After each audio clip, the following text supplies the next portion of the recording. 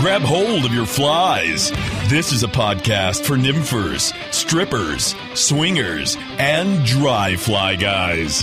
It's the show that brings you stories, instruction, and conservation from three guys who live it every day. This is the Open Fly. It started. What? I don't know. I lost count. Is it episode 5 again? Yes, it is 5.2. No, celebrity life as a celebrity has started. Oh. Yeah, Oh. We're famous. Is that because we have Ted Nugent here in the studio with us? Oh, jeez. He loves it when that's his favorite. That's his favorite thing to be compared to. Ted is my pal. Got me in a stranglehold, baby. Yeah, So cold?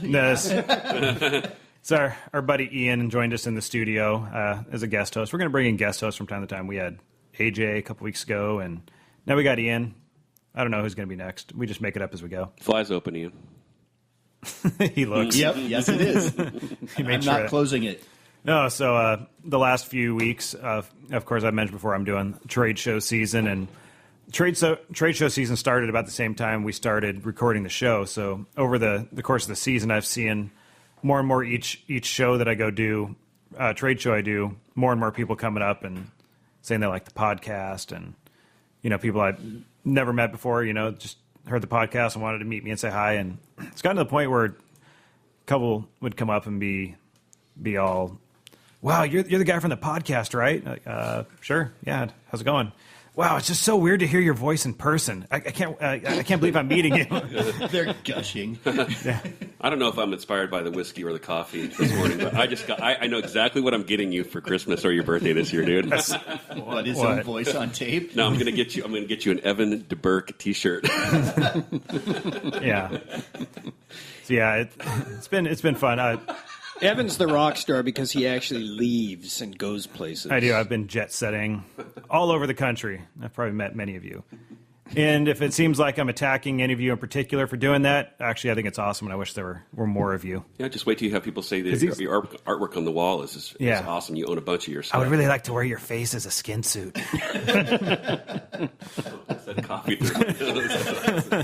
Yeah, we're drinking a mixture of half whiskey, half coffee, and that just went right through Derek's nose. So I'm going to drink the half of the whiskey first, then I'm going to drink the half of the coffee second.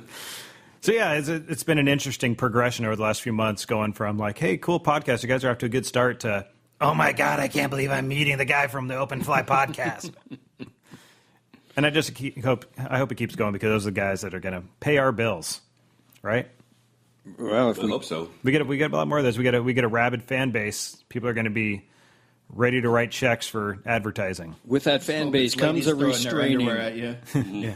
We need that restraining order too. Yeah, and I have a friend that's been running a very successful podcast for the last 8 years, and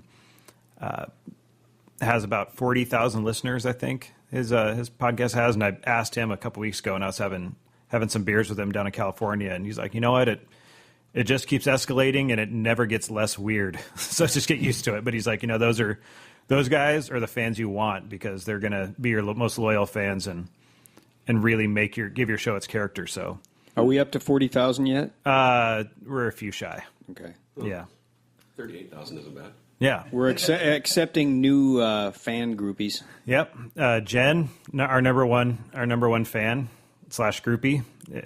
All of you need to aspire. She is not one of them that came up. She had actually never heard of the show when I met her in Denver a couple months ago, but She has now. yeah, she has heard of us.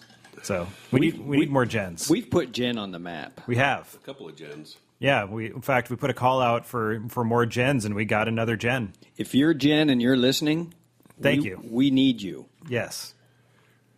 We might have a Jess coming too. So Oh, good. Jess? Jess. Is that, I'm sure we can learn more about that later. I don't care. Okay, cool. In studio? No. No? No. Okay. Cool story, Derek. Well, we got Ian. I have a bunch of those stories like that. We got all these Jens and Jesses out there. How do we end up with Ian in the studio? I've been wondering the same I'm thing. sexy, that's why. I think I have like 6 friends / acquaintances named Ian. Like if you go into my, there's a picture of us all together. That was yeah, we did. We got some of the best comedy I've seen.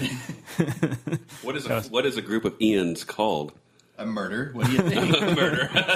like a group of ravens. Right. Yeah. I like it. That's very fitting for this, Ian. A murder of Ians. And Ian, if you don't mind, set your cup down on this soft thing so our listeners don't have to hear it. Rookie. This is why we can't have nice Who's things. there?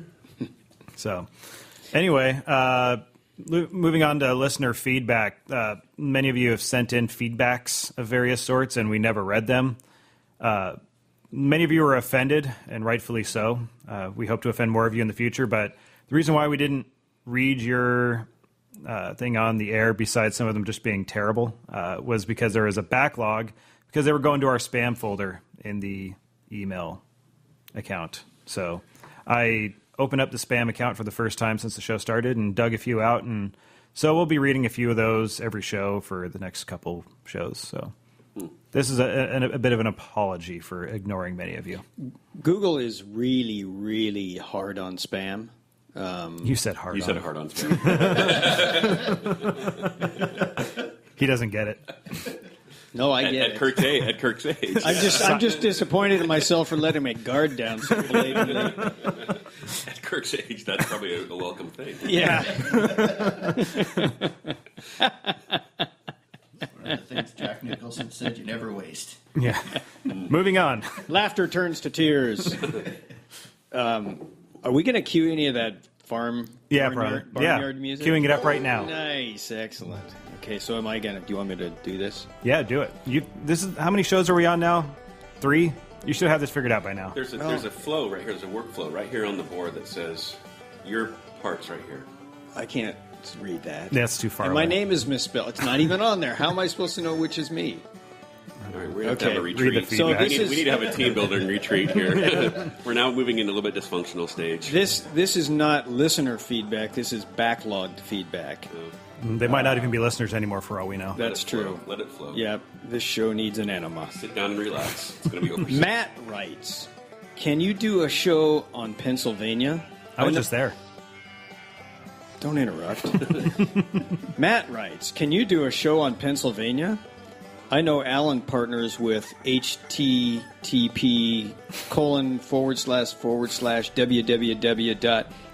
http://www.paflyfish.com and Dave Kyle. Also, what is the preferred bourbon of fishing guides? I'd like to show up with the right bottle. Made a donation tonight. Are any of you from the Moldy Chum podcast? There's a lot of no answers in that. This guy's dropping names like it's hot. Yeah, seriously. I was actually just in PA last week, like I mentioned, so that's my cool story. And hung out with Dave Kyle as well. He bought me a beer. That's So, a great story. Of it. It is. Can Thank we you. do a show on Pennsylvania? Sure. Like, I don't know. coal mining? I'm not. or- Yeah, Fracking. fracking. Yeah. We'll do the best fracking show we've done yet. Yeah.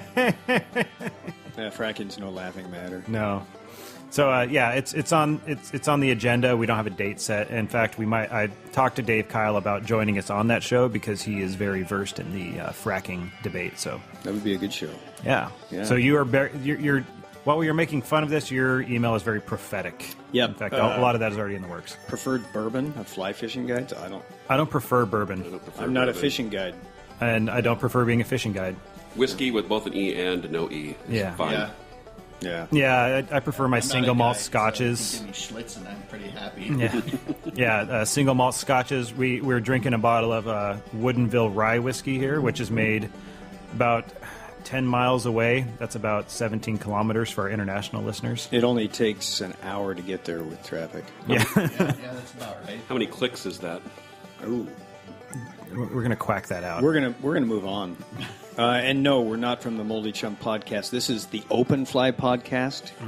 But Brian Bennett from the Moldy Chum podcast lives near-ish here, and he has expressed an interest in joining us as a guest host. So Yeah, well, Brian, he needs a little boost, I would imagine. Yeah, he's He needs a boost. We're the new kid in town. We're the hot yeah, ticket. we need to make the Moldy Chum relevant again. Yep. This is the Open Fly podcast, not Yeah.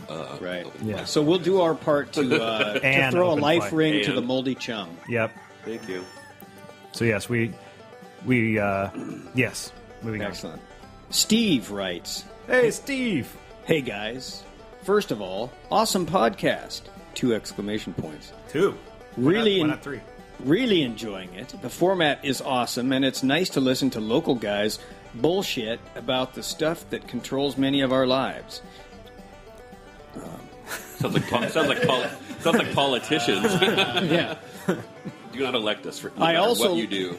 I also like that you're not really breaking into rod review type stuff.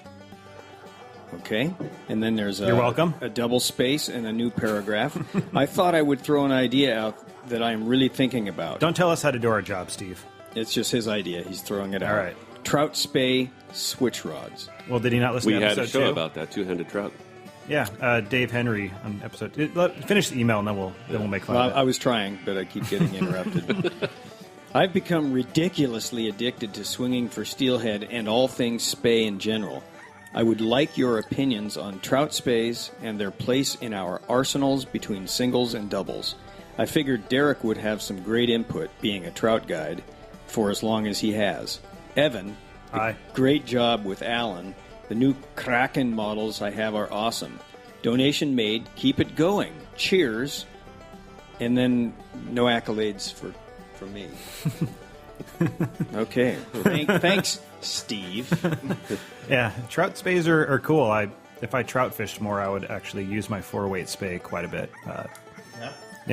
Dave Henry, who we had on episode 2, is a bit of an authority on that topic and has a website kind of devoted to trout spays. Two-handed, that's the number 2handedtrout.com.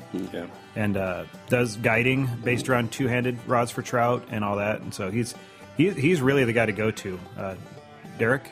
Dave and his wife Sarah are going to come fish with me on the 23rd Of March? of March. Get out. They didn't tell me. Maybe they'll be coming through and It's all right. It's all right.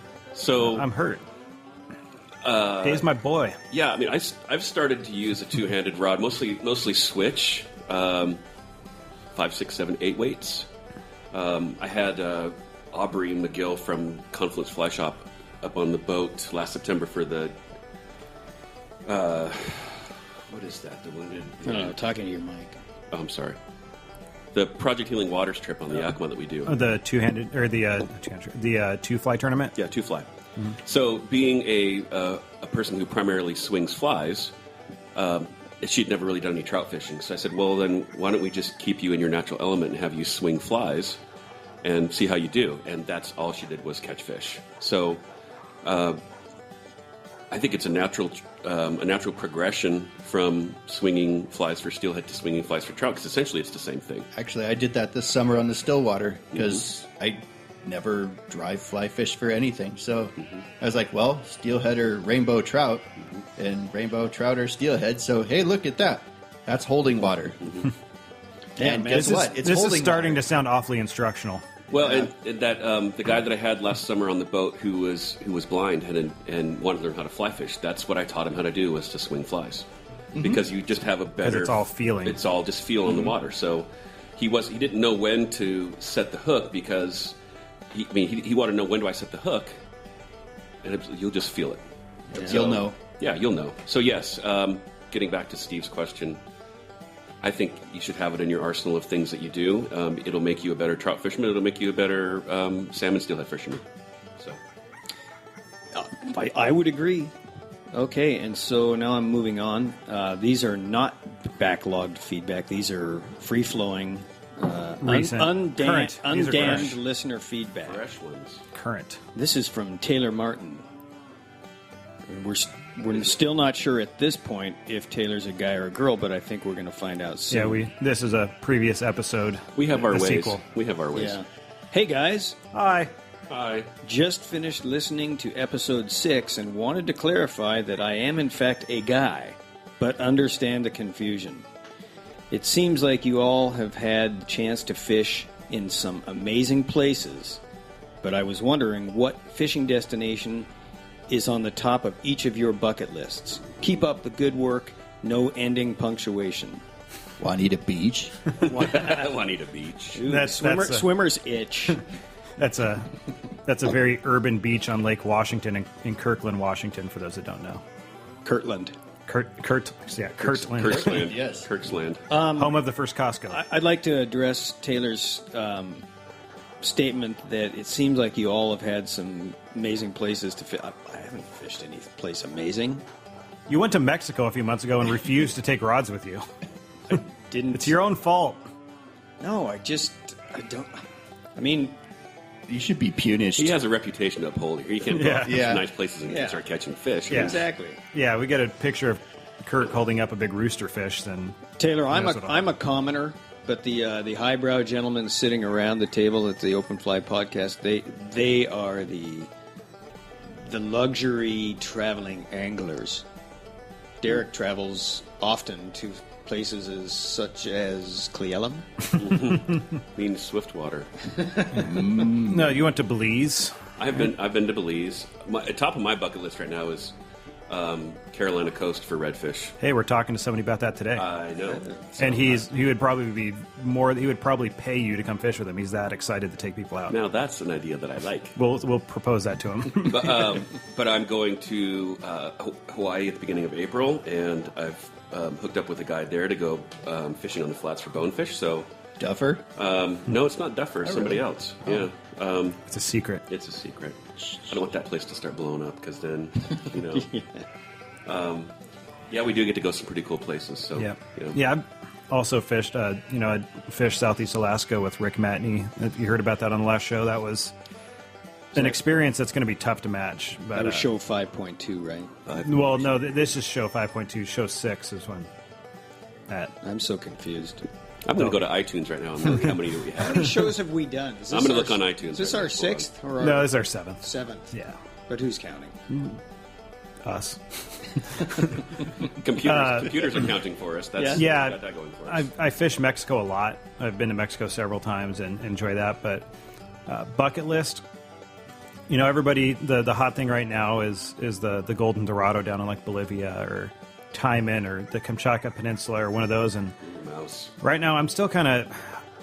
I really, really want to get a wild Atlantic salmon on the swing, using the dry line, the long dry line, the traditional hoity-toity spay fly, basically everything that I make fun of in spay fishing here in Washington. I want to do that in the fishery in which it was intended, where it was developed, which is the Atlantic salmon fisheries. And if I had my druthers, I would go do it on the Panoy and northwest Russia.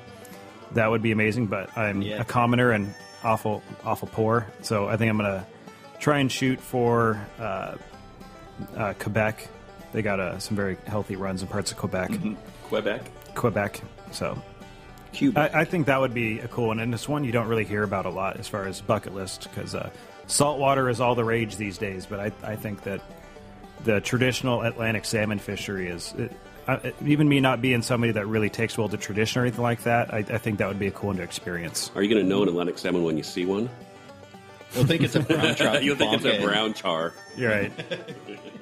Yeah, and those fisheries are pretty tightly regulated. I mean, literally the only way you can fish for these is unweighted traditional flies.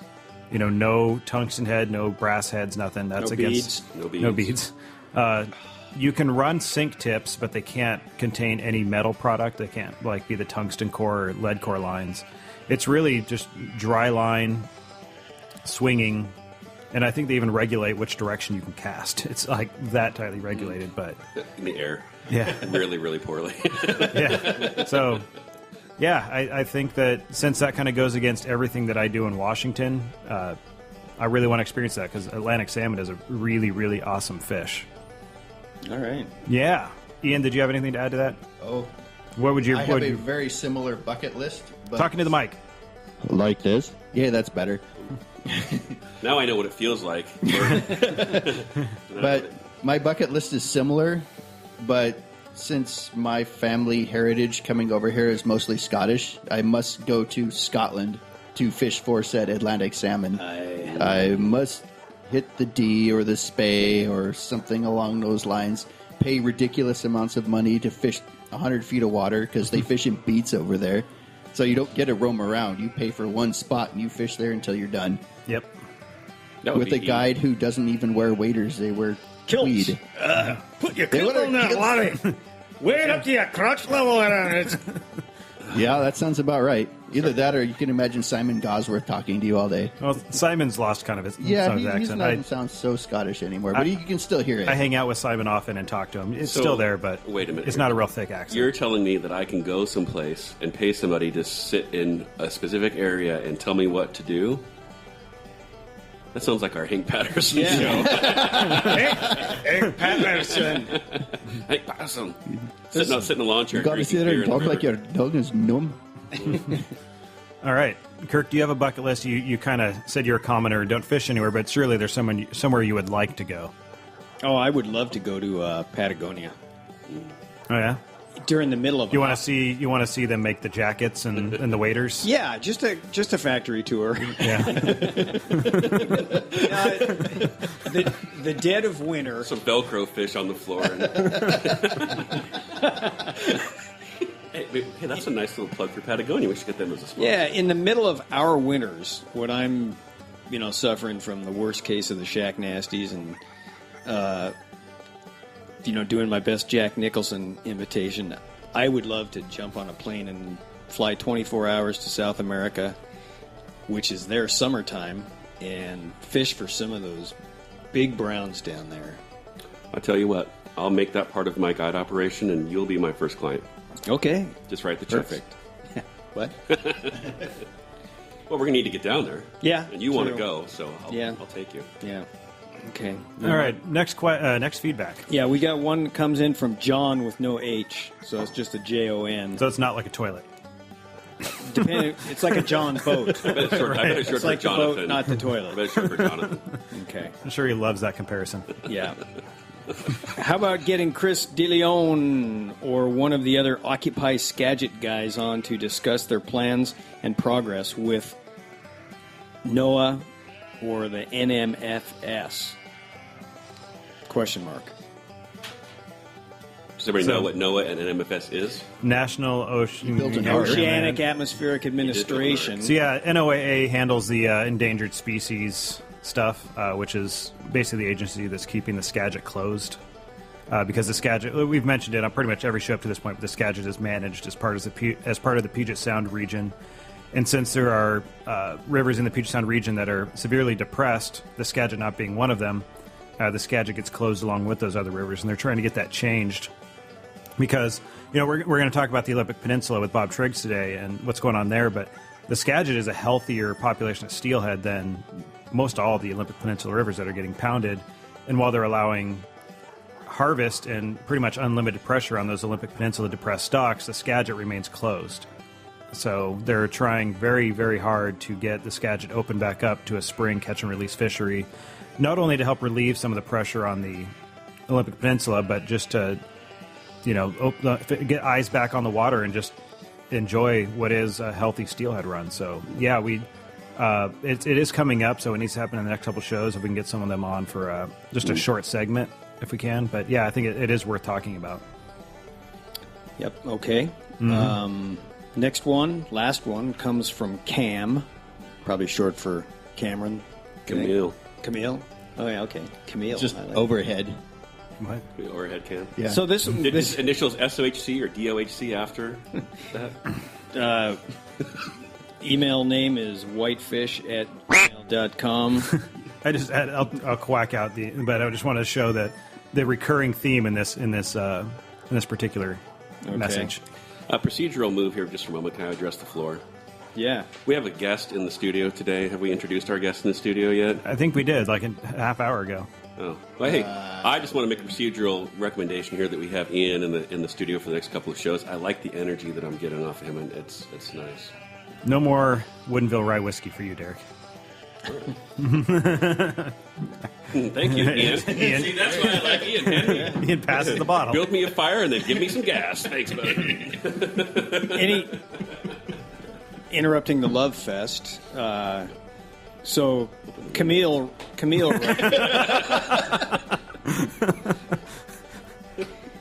writes, "What is the big whitefish you have ever caught? What are the pros and cons of catching whitefish? If you were a whitefish, what fly would you eat? Thanks." Also, whitefish. Whitefish. Whitefish, Montana. Oh, I see. I see what he did there. Yeah. I see what he did there. Right. I don't know. I've caught them upwards of 18, 20, 22, 30 inches. Seen some real monsters in the Wenatchee, actually. Yeah. Some of the Columbia River tributaries, I've actually caught them upwards of 20 inches. And Yeah. So there you go. Yes, I've eaten them. They brine up and smoke up beautifully. It's hard to keep them lit, but I do like fishing for them. Hey, I vaporize them. I always figure if you're catching That's whitefish, legal now to do that, so that's fine. That's cool. Kirk, you look. He just went Rain Man on us there for a second. He's like clutching himself and there's some aggressive conversation going on today, and I'm kind of in a laid back mood, so I'm not holding my own very well. Yeah, you're in a plain white tee with a beard and the longest hair I've ever seen you in. So Michael Jack Nicholson on us. Hide the axes. You ever dance with the devil in a pale moonlight? Kirk, you were going to say something regarding whitefish. Regarding whitefish, I've always defended the whitefish and my catching of them by stating that if you catch them, you're getting your bug down to where the fish are lying, because they don't rise to dry flies very often. Yeah, I'm with Derek on that one. And they have small mouths. Very. So we caught one last week in the Yakima River that hit a big turd fly. And I was impressed that it thought it could get that thing in its mouth. Oh, I've seen them try to eat some very large things. So. Yeah, they can be pretty aggressive. You have to appreciate the initiative with whitefish. Talking to the mic. They will work hard for you, which is nice. Mm-hmm. No, I like seeing them. They're a native fish. They're closely related to our native trout. They're part of the same family, and it's good to see them. I hold no contempt for the whitefish like some trout fishermen do. I think they're great to see. I'm not going to go out and actually I take that back. I have gone and targeted them here on the Snoqualmie, but overall, I'm not going to go out and take a whitefish outing to any destination. But if I catch a good sized one, I think they're as cool as anything else.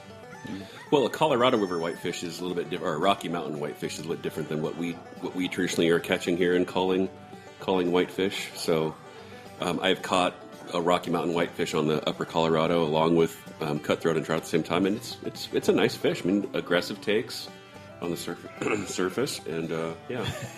So, on the surface, they seem fine. Yeah, when you dig, yeah, purple copper johns are a good whitefish fly. Okay. Well, that concludes our backlogged and not backlogged feedback. I feel a lot better. Yeah. I feel like we kind of got that monkey off our back. Much lighter. Yeah. Don't have that feeling of guilt. You look in the mirror and you're just like, oh. What? Something you want to talk about, Ian? No. Well, no. All right. Okay, just checking. Just want to make sure you're all right. We're here for you. Yeah. We can turn this into a counseling session. Support group. The cameras are rolling. Your fly's open, Ian. I know. Not Just closing like it either. Yeah. I'm not looking. La, All right. la, la, la. Moving on. So we're going to move on to a little bit about some news. We always favor our local news because that's kind of what we're paying attention to. But this is kind of a big one. On the Columbia River, there's a lot of dams. I don't even know. Was there like 11? Something like that. Possibly soon 10. The Wanapum Dam, which is kind of in the mid-Columbia, is having some major issues. It has a 2-inch wide, 65-foot long crack through it. And it's kind of becoming very apparent that the dam was built over a fault. Yeah. Which is a problem. Whose fault was that? Hey, nice. Yeah, so it's built over a fault, and as a result, a very large crack has gone through the dam. And for anybody that has seen the Columbia River, you know how big of an issue that is. I showed some people a picture of the dam this weekend because, when they think dam, they think ones they've seen on their local creeks, which is like the size of a house. I've seen towns smaller than some of the Columbia River dams. I mean, these things are gigantic masses of concrete. Yeah. And the Columbia River is a gigantic river. And the Wanapum's kind of an interesting looking one because it's got like a jetty of rock that comes out, and then the concrete structure beyond that. Right. I mean, it's a monstrosity of a structure. And right now they're drawing down the reservoir behind it to, historic levels to see if they can fix it. Sounds like, I mean, I'm hearing mixed reports, because that's just what happens when nobody knows really what's going on. But a lot of them say it might not be able to be fixed, and they might be trying to work on it all the way through the summer. If the water levels stay down where they're at, fish passage is no longer an option. And the first run of fish are only a couple months away. The Chinook. And they're calling for a record number of spring Chinook and summer Chinook, and that upper river has seen some huge rebounds in the last decade, or especially the last 5 years, of Chinook and other endangered species. And a lot of the efforts of the tribes up there and Washington State and the federal efforts to restore those salmon runs, if they don't get their fish passage issues figured out, that could really take a hit this year. I think it's an interesting political issue as well, because right now you've got places like California that are in humongous drought. And all of a sudden, we just find that there's a 65-foot-long, 2-inch wide crack at the base of one of our dams. So it's kind of like, no, we don't have any water up here left. Sorry, we have to just kind of let it go. Yeah. We don't have any for you. And, not only is it an issue with the in-migrating fish, but the smolt migration, because the smolt out-migration tubes are out of the water right now. And there's not really much of hope of getting those back underwater. So there's going to be some really big lake run rainbow trout in a year. Yeah. So and salmon. It's a big issue, and one to keep your eye on. And if you haven't seen these dams or anything, go look on the Googles.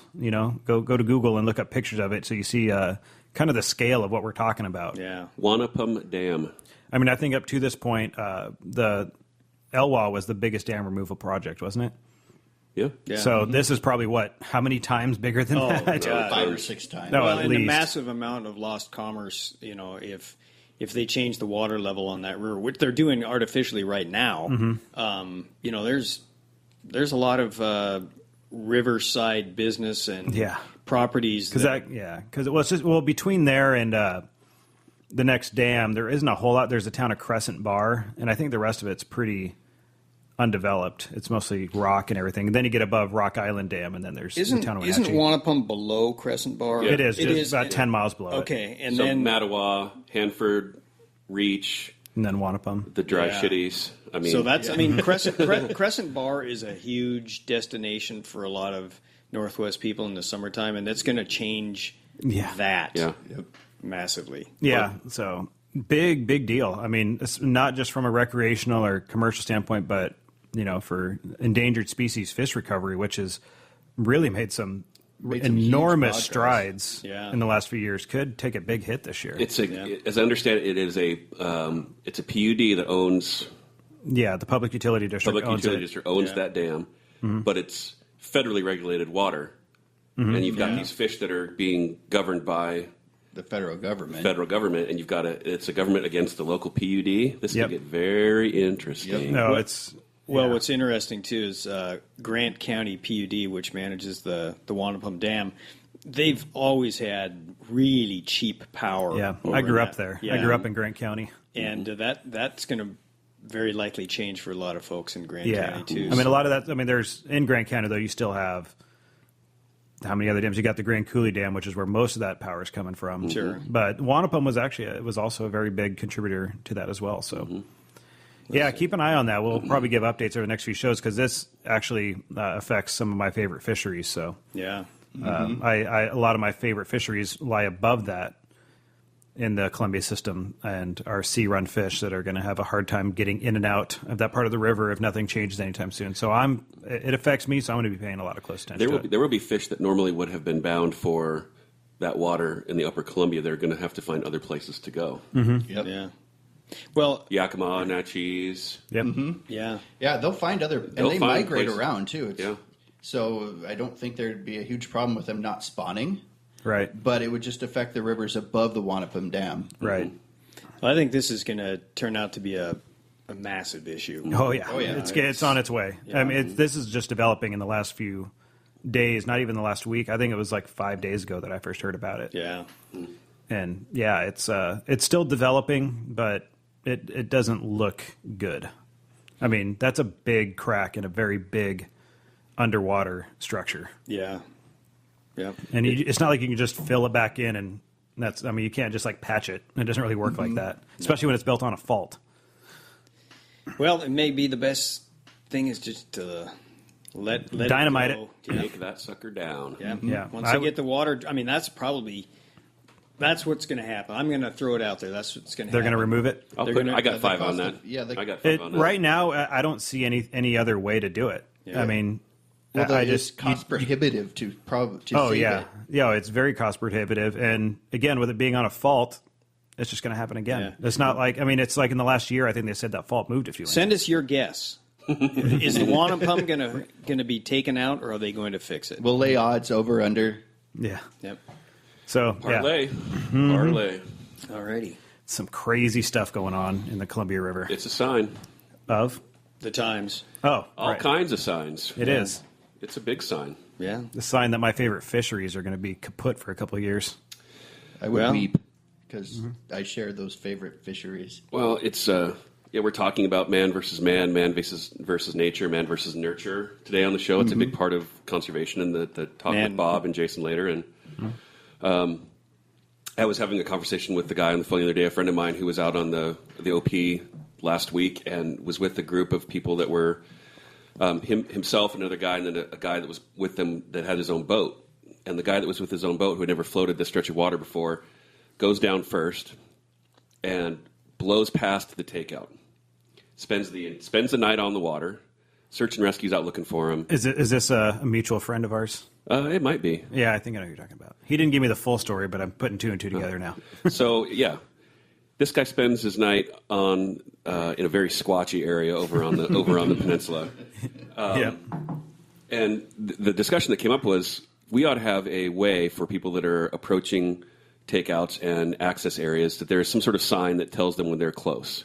Yeah, I always get out and wade out into the river by the takeout and look at it because there's times where We're almost talking about the same person, then we must have the same mutual friend. Tailhook. Yeah. How about a tailhook? like on the Bogashiel River, that hatchery takeout that's- is the easiest one I've ever seen to miss because like the takeout is in the middle of a rapid. Yeah. Like literally halfway through the rapid, there's a little inlet there to go into the launch, and I see people blow past that all the time. I have a puzzled look on my face as to the rationale into putting a takeout. Literally, there. it's a drop that goes around a corner, and then it sucks putting in there too because you like push out from the launch and you're immediately trying to dodge a rock.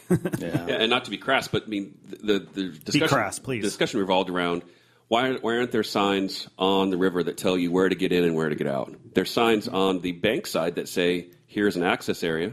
Yeah. Why aren't there signs on the river telling you where to get in and get out? And as I listened to the story, I'm like, well, we could do something like that. We could make a sign that says, "Here's where you take out," so you don't miss your spot. But at the same time, I think we already have those signs, and those are little flowers with crosses on the side of the river or the side of the road that say you made a bad choice. And I also believe whiskey was a factor. well, why wouldn't it be a factor? Whiskey makes great decisions. It is. But I mean, my point was, but going back to the dam, we have these signs. You build these big things on faults. You expect them to work. You get all this cheap power for all this time, and then all of a sudden it's broken. You throw your hands up. What do we do to fix this? Well, maybe you just don't. Right. Yeah. There's no reason to fix this thing, and there's no reason to put a sign on the river that says, "Here's where you get in. Here's where you get out." Hey, Earth, can you just stop shifting those two plates? That'd be great. Nice. I guess they didn't study faults when they built Back in their the fault. back in the 50s, that was not a thing. I'm sure they knew what faults were, but 60s. you remember. Yeah, I was there. Maybe it's time. I was at the ribbon cutting ceremony for the Wanapum. Maybe it's time for damn death panels. Just we decide. That would not have been one of them that I would have chose to knock out, but you know what? I'll take it. Take one for the Yeah. team. It starts with Wanapum. There we go. Hey, there's new campaign. I think it's going to open up some nice carp flats. Though. And in the recent weeks too, they were also talking about creating fish passage above Chief Joseph and Grand Coulee, the two impassable dams that are above all those. But that's all for naught if the Wanapum is now the new barrier. Yeah. So stay tuned to the Open Fly Podcast. Hoorah. Bum, bum, bum. You'll hear it here first. Anybody else have any random trivia or things that they want to talk about before we move on? No. No. No. No. It's gonna I be a just long real show. quick. It's gonna be a long show. We didn't hear from Jen this week. That's true. Is she okay? I'm hurt. A little hurt. She did post up a picture of her daughter wearing the new Open Fly Podcast trucker hat. Yeah, Nice. that's true. That was cute. Yeah. I saw that picture. You did. Yes. A lot of people did. It was A good segue here. It was posted to our Facebook, Instagram, Twitter, Google+. Website? How do you get to the website? What's the address? I believe it's at www.theopenflypodcast.com. http:// Yes, yes, exactly. You need that stuff? Yeah. Is it secure website? HTTPS? No. It is not secure. Don't. Don't buy anything. Don't buy anything. No, buy stuff. Yeah, buy the Open Fly Podcast I did not trucker say hat. that. We just may be doing our next one from the Caribbean. Though, so put your credit card in, it's fine. Yeah, on the website you can find episodes and swag, including attractive Open Fly hats and stickers, as well as links to our subscriptions on iTunes and Stitcher Radio and other places. You can stay subscribed to the current episode instead of having to check back every couple days. As much as we like seeing you every day, you don't have to do that. Yeah. All right, moving on. We're going to go to a break. When we come back, we're going to talk to Jason Schall, who is a professional tournament angler, and all the implications that come with that, including conservation, possible controversies from fellow anglers, and anything else. So what's your guys' take on the whole competitive angling thing? Just get it out right now. I'm about ready to cross over into that realm myself to be a competitive angler. Yeah, so I'm. You're almost there. Yep, I'm dangerously close. Yeah. Yeah, I think we should do competitive steelhead fishing for native fish. I mean, that's about where I sit. That's kind of what we're talking to Bob about. Not sanctioned competition, but sanctioned. implied competition. But like a boxing yeah, I match or mean, something. competition is one of those things that it's a very controversial topic because, frankly, a lot of people don't know much about it, and people don't like what they don't understand. And I'm among those. I don't understand a whole lot about it, and I'll be honest and say if there was a competition going on my favorite river, I would probably be very displeased. But you know what? But at the Open Fly Podcast, conservation is key here and king. And we're not going to make a whole lot of progress on our conservation issues if we're divided over things like competitions and methods and things like that. So really what we're hoping to do is kind of create an understanding for competitions and the way other people enjoy the water. And so hopefully that we find a common ground and continue to work towards these conservation issues. Anybody else? Like a big group hug? Yeah. Like we're all different, but we all like the same thing. You're different, and that's bad. Is that your next children's book? Yeah. Why are you even here? The next All of the Woolly Bugger book? Found at www.allofthewoollyBugger.com. It's the Shack Nasties. Go away, I don't like you. All right. We're going to go to break, and when we come back, again, Jason Schall from Charleston, South Carolina, professional competitive angler. All right, this is the Open Fly Podcast. We'll be right back. Where are we going? Away. Oh. To break. Okay. Bye. Bye.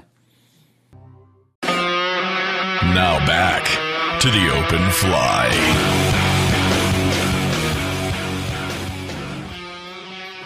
All right, we're back, and today we kind of have a 50-50. Usually we give you one guide and one conservation segment. Today we're kind of giving you half and half in both of our interviews.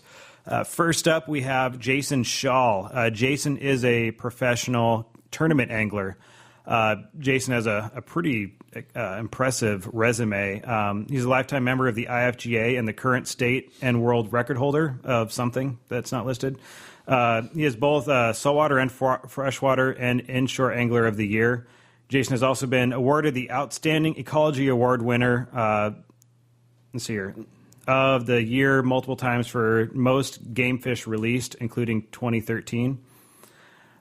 He has served on the board of 3 major fishing tournaments, including one of the longest running fishing tournaments in the Southeast. He has won more than a dozen tournaments within the past 2 years, including being named the Grand Slam Award winner. He is the first angler from the United States to receive IFGA's prestigious Chester H. Wolf Sportsmanship Award, which earned him a place in the Hall of Fame for 2014. He is a passionate fisherman, kayaker, and conservationist and outdoorsman who is generous with his time and enjoys helping others. Just off the top of my head. It's kind of a big deal. He is generous with his time to show up here on the Open Fly. I agree. So, how else do we know of Jason? Is he affiliated with anybody?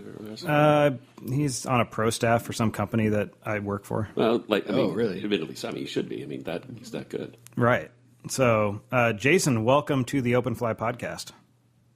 Thank you for having me. Let us know a little bit more about Jason Schall and the type of fishing Jason Schall does. Okay, sure. I live in Charleston, South Carolina.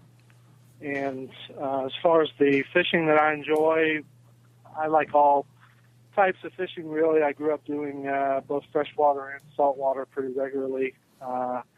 So just depending on the day and the time of year, I enjoy freshwater fishing, saltwater fishing, both fly fishing as well as conventional gear. Oh, So no, not I do that. it all. Who booked this guy? I've made a point very, very often on the show to and say that I also enjoy the conventional tackle from time to time. So you're in good company. Carry on. So yeah, that's it. I enjoy every type of fishing that I know of, really. And you're kind of mostly known, or at least when you Google Jason Schall and kind of look up, it seems like redfish is kind of your preferred target most of the time. Well, the good thing about redfish, unlike a lot of different species, is where I am inshore, you can catch them all year. So that stands out a little bit because you have different species throughout the year where the bite comes and goes and so forth. But with redfish, where I am in the Charleston area, it's fish that you can go out on any given day, 12 months out of the year, and target. So it stands out a little bit. And I mentioned when I was talking about fishing, as far as saltwater goes, I'm mostly an inshore guy. I go offshore every now and then, but the majority of the times I stay inshore. So again, one of the iconic species that you hear about with saltwater inshore would be the redfish. Yeah, and Derek here in our previous segment mentioned that South Carolina is on his bucket list of places he wants to fish. So you guys should get in contact with each other after the show. Come on over. Hey, I heard the open invitation. I'm there. I'm coming. Yeah, sweet. What other things can somebody expect to catch around your area there? Well, again, it depends on the type of year, but as far as saltwater, I mean, we have a great fishery here. You can catch just about anything in the area, and we're also in an area where freshwater fishing is very big. We have some lakes here in the area that are home to some world record catfish. Do you do noodling? I have tried that one time. I'm not a professional noodler by any means. Not a fan of sticking your arm into to dark holes and just hoping that something bites it? That's right. 'Cause my luck would be an alligator or a snake nest or something like that. But, yeah. The one-handed competition angler. There's only two times you can lose at that competition. you can tell who the good ones are. They've still got their arms. Yeah. I used to fish two-handed rods until I went noodling for alligators. You can pioneer that sport, Kirk. You found your calling. Never trust a two-handed alligator noodling guide. Okay. Maybe that's what we'll try when you come over. Yeah. So I'm out. moving I'm on. out. So She gone. obviously, we brought you on, and what we want to talk about is the competition aspect. And you do more of the saltwater tournaments and stuff like that. So tell us a little bit about, just pick one, maybe your favorite tournament. Let us know kind of what it's based around, the targeted fish, and how somebody is chosen, or how you rank in that, and how that works. Well, I don't think I have a specific tournament that stands out as a favorite. I think I just like the tournament atmosphere and the fellowship and just the party type of atmosphere of other fishermen and like-minded individuals coming together for the sport. So whether it's freshwater, saltwater, fly fishing, I'll enter a tournament just usually because of the area it's in, or maybe the organization that's putting it on, or something like that. So Okay. So the main theme, I guess, of this segment, we wanted to tie it in to conservation, because we at the Open Fly podcast believe that conservation is the one thing that anglers really need to take seriously. And there's a lot of things, a lot of rifts between different groups of anglers. You have the conventional guys versus the fly guys, the harvest guys versus the catch and release guys. And I've noticed, if you look through social media and stuff like that, you bring up competition angling and mixed company, you're going to get a rift between guys that think competition angling is terrible for the sport, and then the guys that think, no, competition angling does a lot of good for the sport. And obviously we know which side you fall on. How would you explain it to somebody that might not be so sure about tournament and competition angling? What good does it do for the sport that you see in doing it? Sure. I think anyone who would be negative on competition angling as it relates to conservation would have to be someone that has never been to a tournament or is unfamiliar with tournaments. Of all the tournaments that I go to, and I fish pretty regularly, and especially in the springtime and summertime coming up, there's a tournament almost every weekend.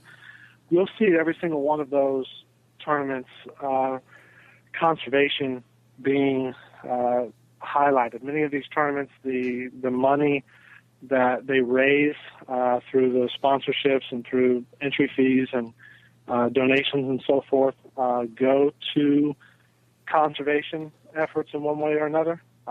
You'll see organizations that will take advantage of the group of anglers and so forth that come together for these tournaments to get in front of them and speak to them and provide literature and information about particular areas of interest as they relate to conservation. So a lot of these topics or these organizations who are responsible for different areas of conservation would not get their information out or would not get the support and sometimes financial resources that they have if not for tournaments and those anglers. I think when you go to tournaments and see the anglers that are there, all of them, every single one of them is passionate about what they do, and passionate about maintaining and conserving the fisheries resources that we all love.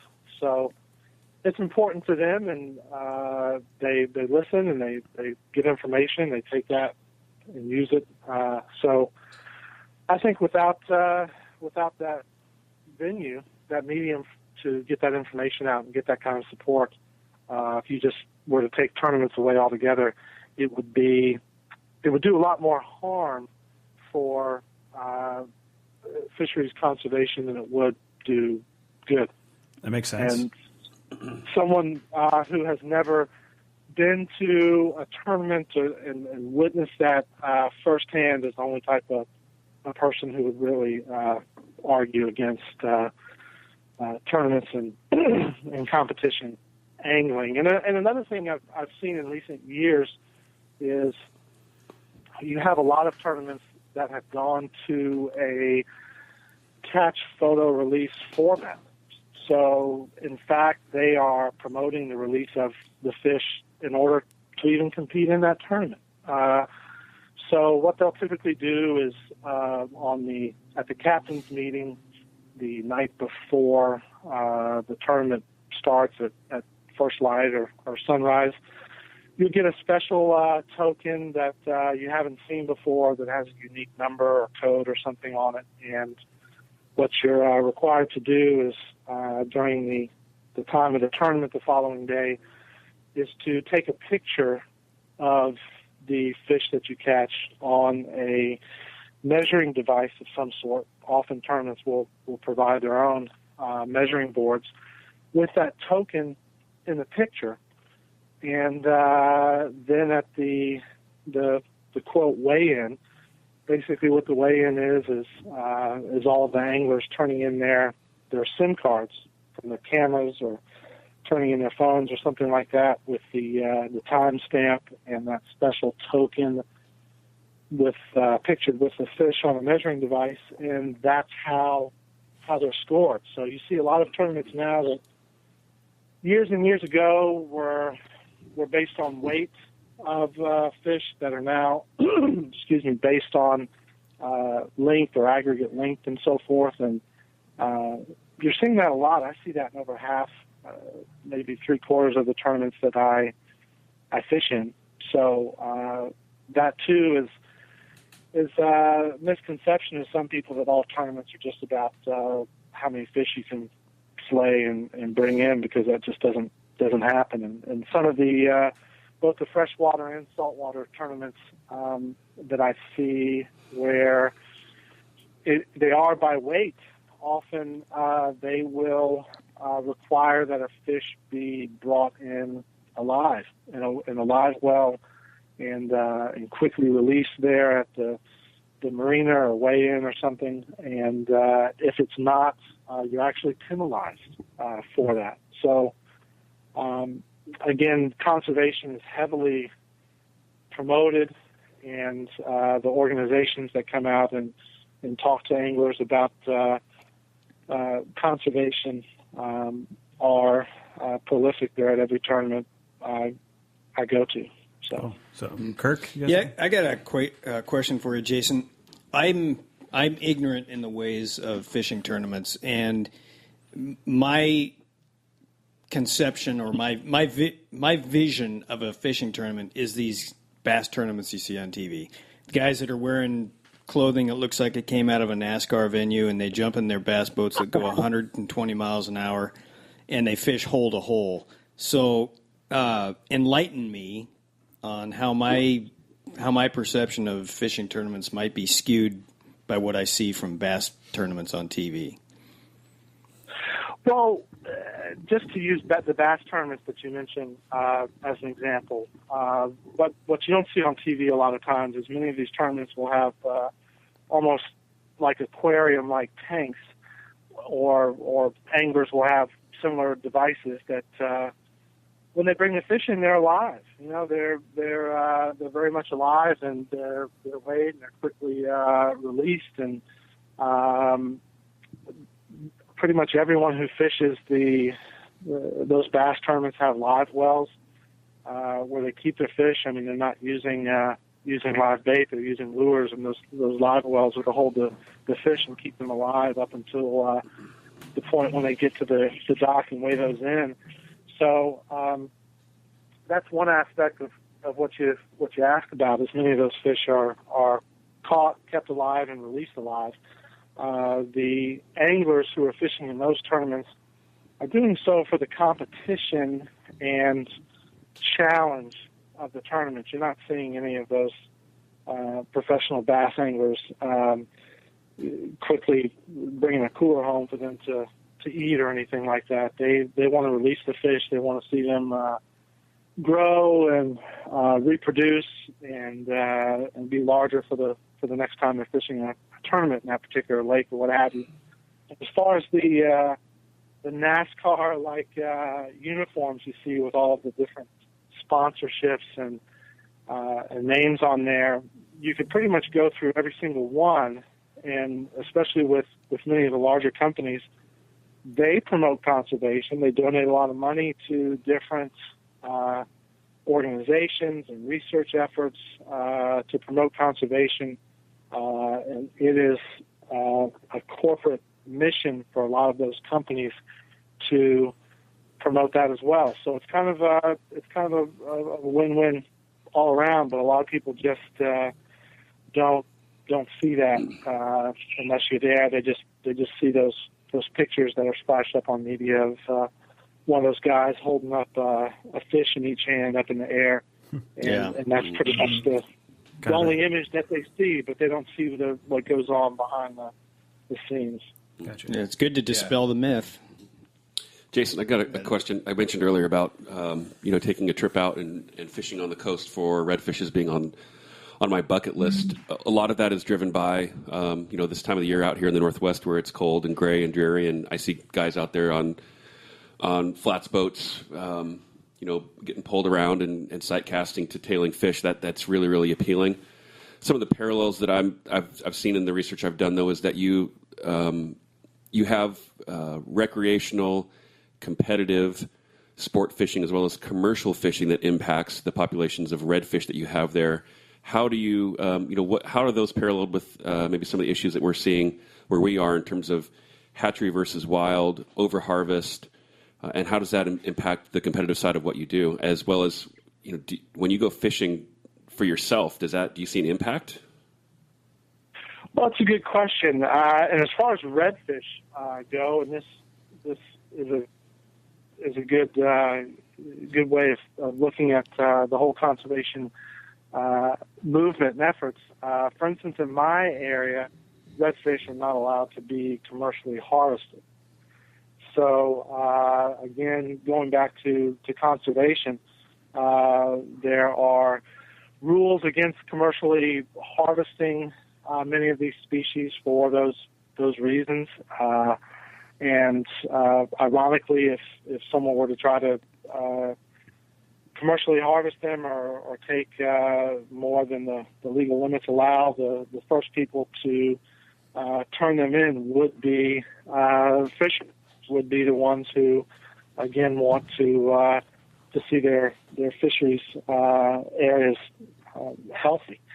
There's federal rules and limits on the sizes that you can keep, and without boring you too much, one of the ways that they determine those sizes, or some people refer to them, I'll use the redfish, as slot fish. When they refer to it as slot fish, it's the slot that you're allowed to keep within a fine area. They don't let you keep fish that are smaller than that because they want to see them grow and reproduce, and they don't want to see anyone keeping fish above those limits for the same reason. So they determined what's best and healthiest for the fish, and a lot of that research comes from fishermen.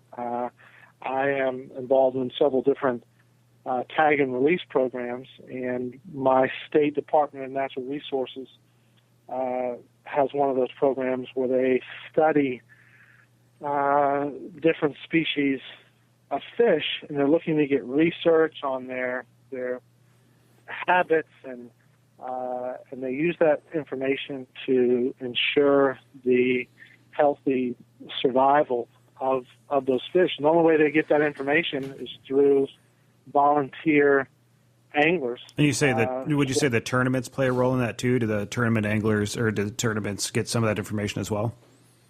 Yes, in fact, many of these organizations will be the ones at the tournaments, handing out literature, getting up at the captains' meetings, and talking about what they're doing, how anglers can help, and you see overwhelming support for that. The majority of all the anglers want to help them and give them what they can. And, for some of the offshore saltwater tournaments, they will partner with researchers and Department of Natural Resources and marine biologists and so forth, so that when they do have weigh-ins, when they're actually bringing in fish, the researchers will come out and take tissue samples of the fish to gain valuable information. They'll take certain bones, like an ear bone or something, to determine the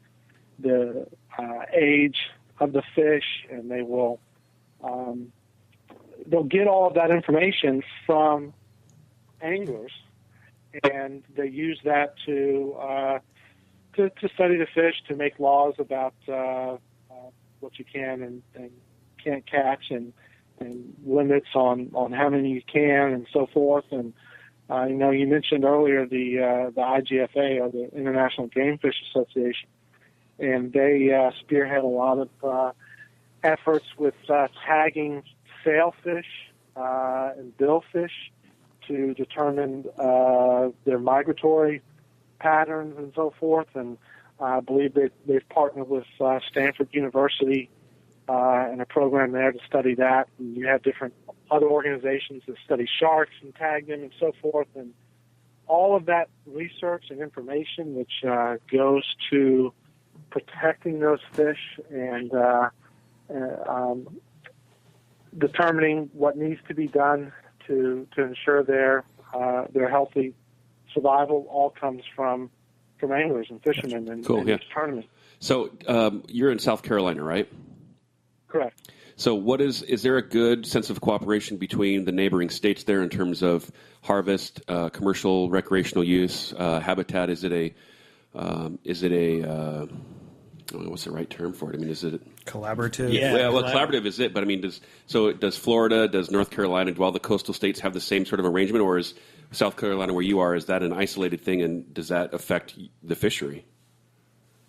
Well, I know there's some cooperative effort. Now the rules are different because the fishing is different. I mean, what Florida may have with their warm water temperatures that stay that way all year would be very different than, say, what South Carolina or North Carolina or Georgia or something may have. However, you see that the rules and laws and catch limits are very, very similar. I've fished in tournaments in the Gulf, even say in Texas, and their catch limits would be very close to what we have here in South Carolina. Every state is different, and some states may even have something where they will sell a special permit or a special tag where someone can keep one fish above the slot limit, but those are very expensive, and that money that they raise for that actually goes back into conservation efforts. So competitive fishing there for what you do is as or more regulated than what the states are doing to protect the fishery, right? That's right. Okay. So where are the states where the commercial harvest is happening? Because I know that I've seen redfish in fish markets all the way up here in Washington. Where are those coming from, and are those a sustainable fishery? I'm not sure where those are coming from. I don't know if some states may have farming that they allow makes sense. Certain species like that. They may have hatcheries and so forth where they raise those fish. So those aren't coming from the wild stocks so much that you're aware of? No, I'm not aware of that, at least in the areas that I fish. Yeah, because from what I know of redfish populations, it doesn't seem like one that could stand commercial netting. And I think that's why they did that. I mean, I've read stories about how that initially came about with redfish being overfished in Louisiana and so forth because of the food value of them, and then they started imposing limits many years ago. But it's not just redfish. I mean, all of the main game fish species have limits on them. Black drum have limits. You have black sea bass, which are heavily regulated. You have weak fish and trout. Flounder limits on how many that you can take per person or per boat. And so there's a lot of limitations there. If someone were to violate that and go outside the rules and laws, there's heavy fines and possibly even imprisonment and so forth, depending on what the violation is. So they take it very seriously, and I think the majority of fishermen do as well. Yeah, so. We're running low on time here. Did anybody else here have any more other questions? I had one quick question. Sure. Make it quick. What does a slot fish taste like? Is it a flaky fish, or is any particular species? Are you talking about redfish? Redfish tacos. He was saying that. Sorry, in it was that kind of cutting edge humor went right over your head, Jason. Sorry about that. He was speaking from the standpoint of somebody that thought a slot fish was a species. Yeah, well, that may happen, but yeah, no. And interestingly enough, as much as I fish, I don't keep a fish unless it's injured or hurt during the catch, and it's a slot fish. So, darn it, this fish has a piercing through its lip. This one looks emotionally stranded. I need to take it. Sorry. No. Cool. Well, Jason, we're gonna wrap this up. Is there anything else you wanted to close with before we let you go?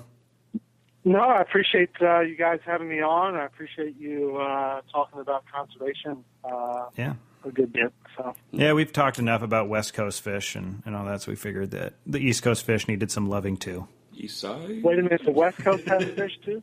Well, no, we're on episode 7, and it took us that long to get to any conservation issues having to do with the East Coast, so we're extending the olive branch to the East Coast fish. If we were in a wagon, course-covered wagon, it would take us that long to get across the country, so I think it's all right. Yeah, it makes sense.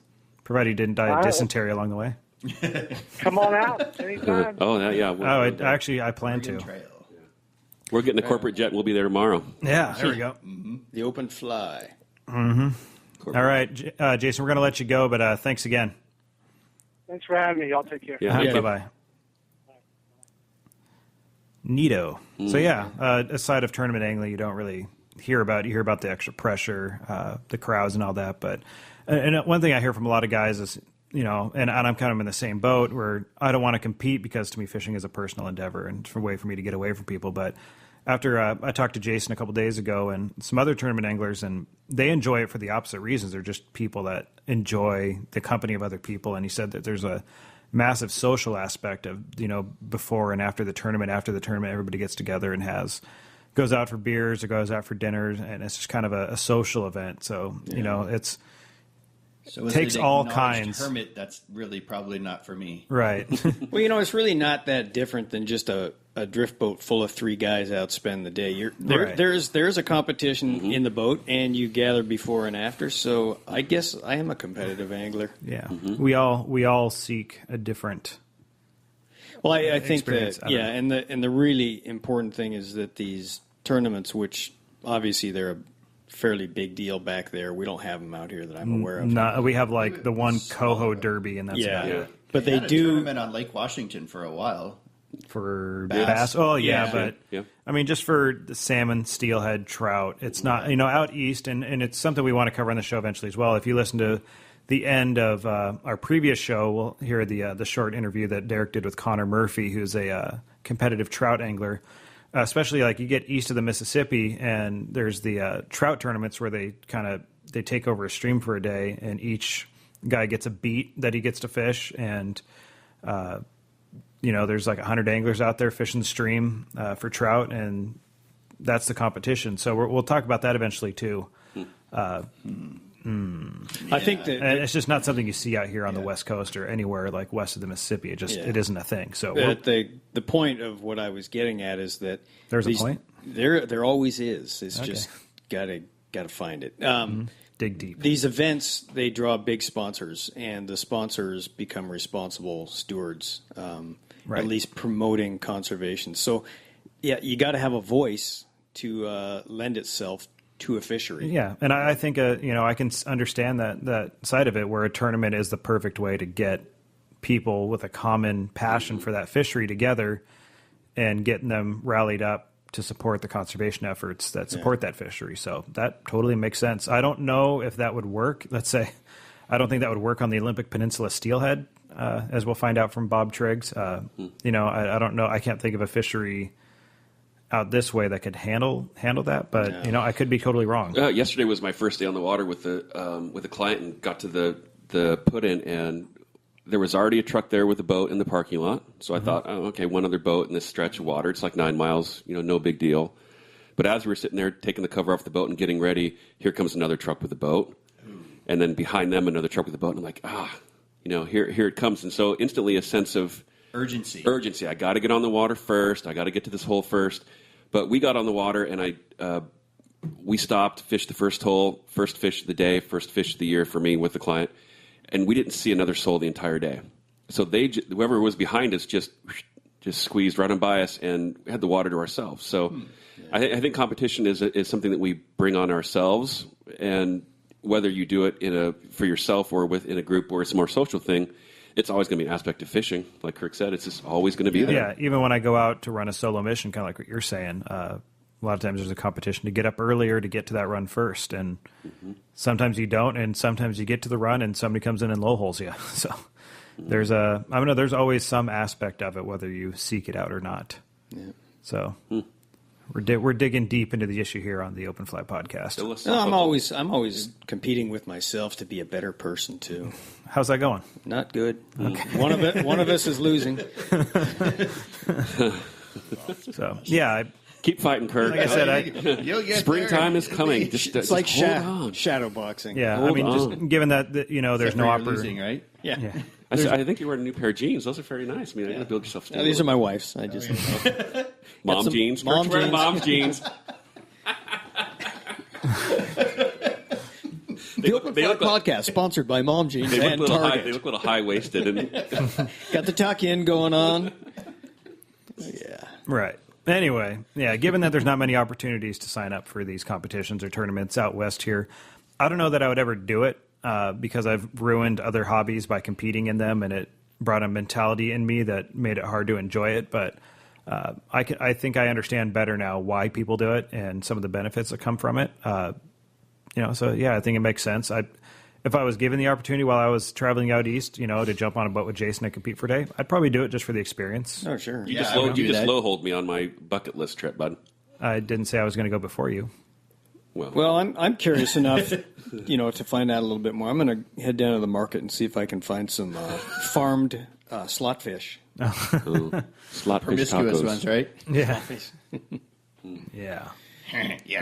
Right. So there you have it. We'll try and cover the topic of the trout tournaments eventually. I actually was trying to throw that segment into the show, but the show was getting awfully full. And then I had some Team USA trout anglers that I was trying to talk into the show, and ended up not hearing back from them in time. So I'll keep that going and try and get those guys on at some point. We're bloated with content, but perhaps not bloated with sponsors and how to win and what our next giveaway is. Should we talk about that? Oh, geez, did we really skip over that? What are we giving away next? Oh, I thought we gave that away. No, we gave away we did. We shipped it. They should already have it. There was two of those. Oh, well, I thought one was a golden Dorado and the other was the tarpon. Do you see a golden Dorado? Well, there's two boxes. I can't see the one behind. The other one's blank. Oh, that's it's a whitefish box. So, it's a slot fish. Slot mouth chub. There's people that have no idea what's going on. We have the guide fly box from Allen Fly Fishing that we gave away in the last one with artwork from Jeff Courier. We had two of them. One of them, you could choose one of them, and Mark Damon, our winner, chose the Golden Dorado one. So good job, Mark.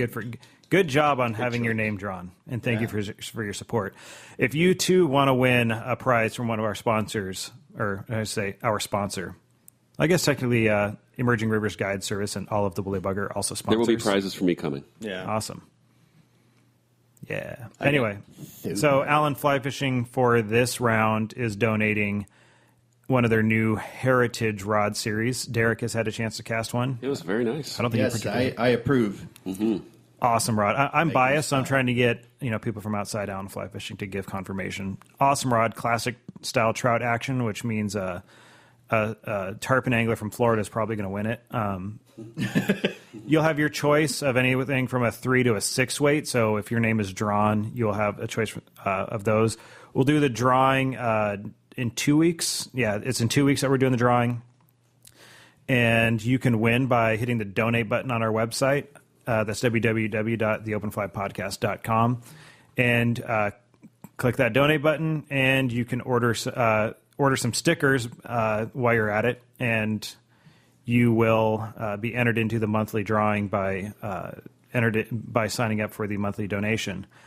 And what we didn't do is choose somebody for feedback that gets a free hat.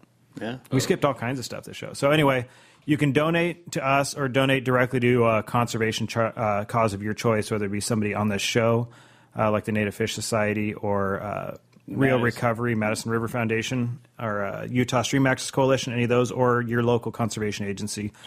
Send them some money, send us the receipt, and you will be entered into the... Send me money. Yeah. Yeah, don't forget about the Beer for the Cooler Fund. Yeah. Yes. That was a little disjointed there, but you can piece all the puzzle pieces together there, and you can win stuff. Yeah. And things and stuff and whatnot.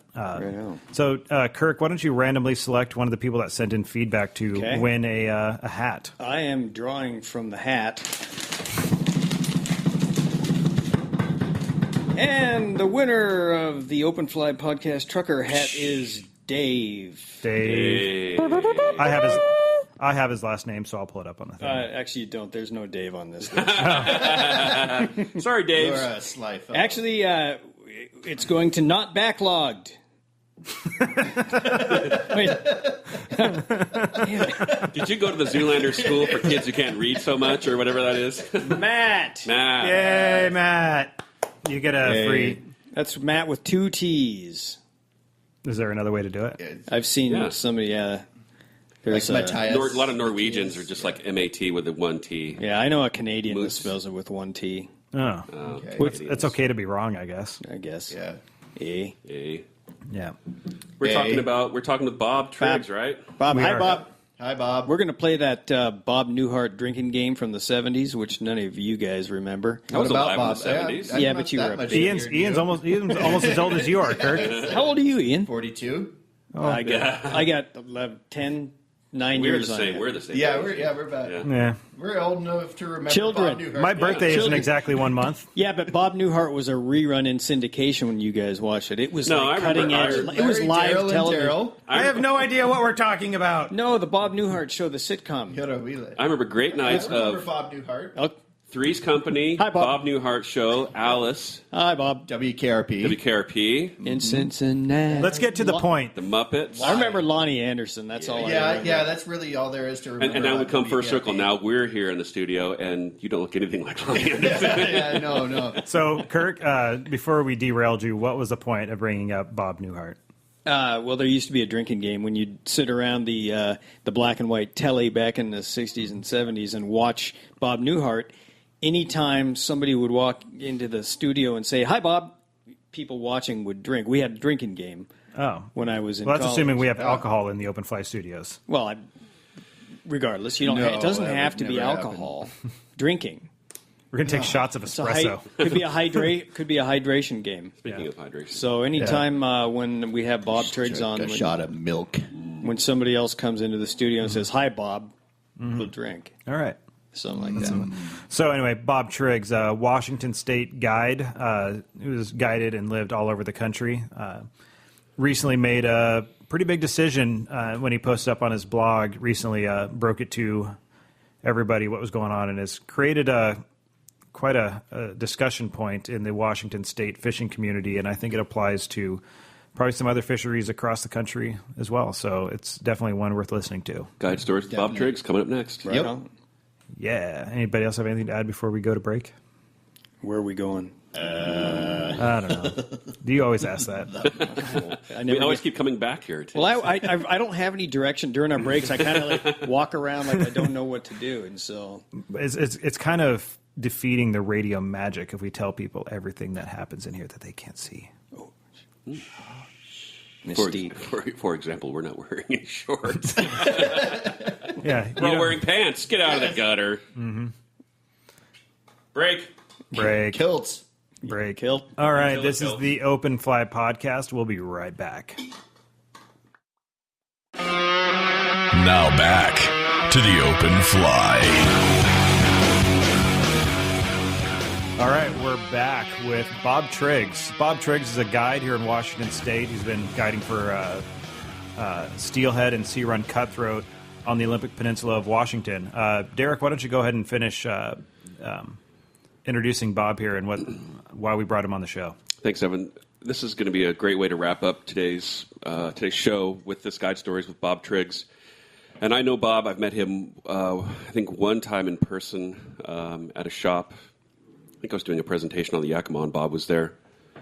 But his reputation is far and wide much greater than my knowledge of him in person. So that's what drew me to bring Bob on the show today in terms of listening for his guide stories, as well as an interesting decision he's made about his professional guiding career after, he's been guiding as long as I have been fly fishing. So like a lot of guides, Bob has more to him than just being able to teach and instruct and share a passion for fly fishing and for wild fish. He's got a really diverse background, so hopefully that's going to come out and kind of color the discussion today.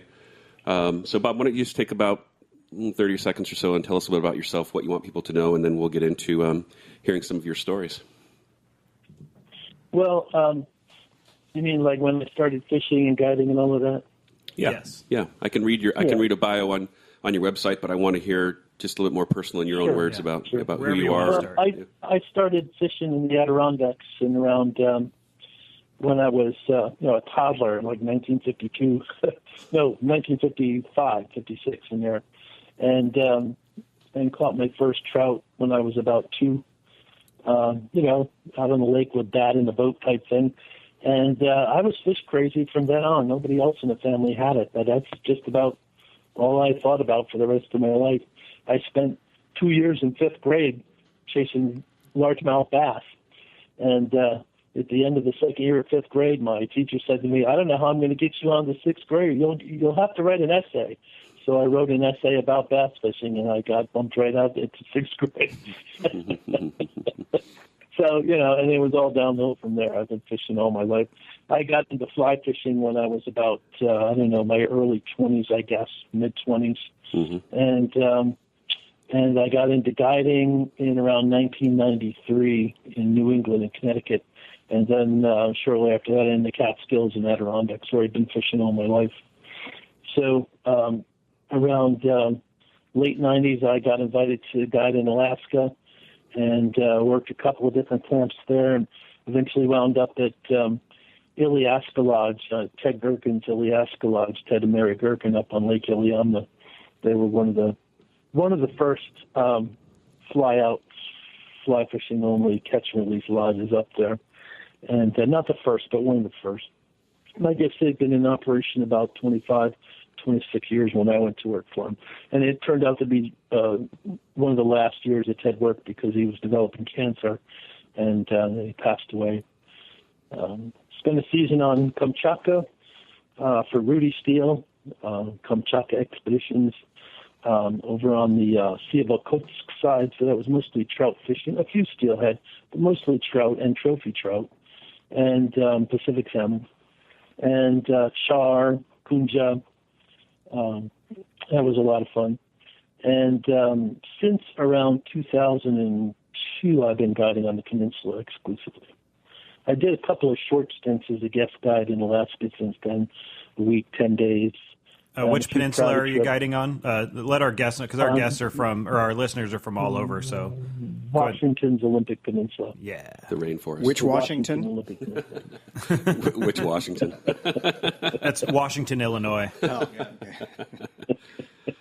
So you guys are a lot of help. Yeah. That's what we're here for. That's what we're here for. Help. Bob, you've also had quite a bit of stuff published. You've got literature in your background from an educational standpoint as well as professional. You've been published in magazines and. Oh, I've dropped out of some of the best schools in America. Yeah, well, it's like those clubs that any club that wants to have you as a member is you probably don't want to join, right?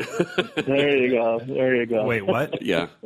Yeah, it's funny. I just saw that that you've had some stuff in Land Rover Journal, and I've got a friend who recently bought a Land Rover, and I think everybody has a friend that's owned a Land Rover, and then they've sold them because they've turned out to just be pieces of. Today's episode is sponsored by Land Rover. The point with that one was that fortunately, they didn't try to give me one of those things in payment. Yeah. The point of why I bring that up is that we all have these decisions, the things that we want to do because there's an allure to doing them, and buying or owning a Land Rover at some point is everyone's kind of dream, and then no matter what their friends say, they still do it. So. Yeah. The point of that being the ideal thing is to buy like a very early model that isn't all rusted out and restore it, and then put a modern aluminum engine in it, and then you got something. Yeah. The point of that being that there are decisions that we make, no matter what people tell us that we should do and or not do, and you've made an interesting one quite recently to stop guiding for wild winter steelhead on the Olympic Peninsula. So that's what we want to talk about today, that decision, because as we've heard. You have been fishing since a very young age. So to give something up like this must come at both a personal and a professional price. So we want to hear that story. So,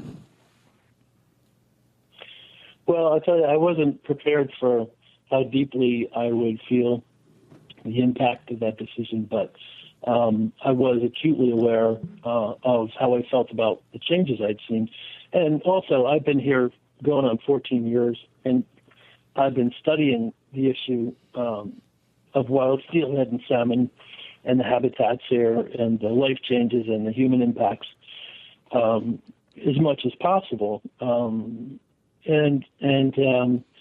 So along with my own personal experience, I'm aware of the growing body of knowledge of an understanding of all the factors that are impacting these fish. And of course, the more you learn, the more you realize you don't know. And this is true of, I think, of all the players. I think the scientists are also in the same position.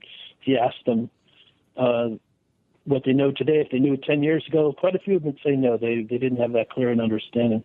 And 20 years ago, nobody was talking about ocean acidification.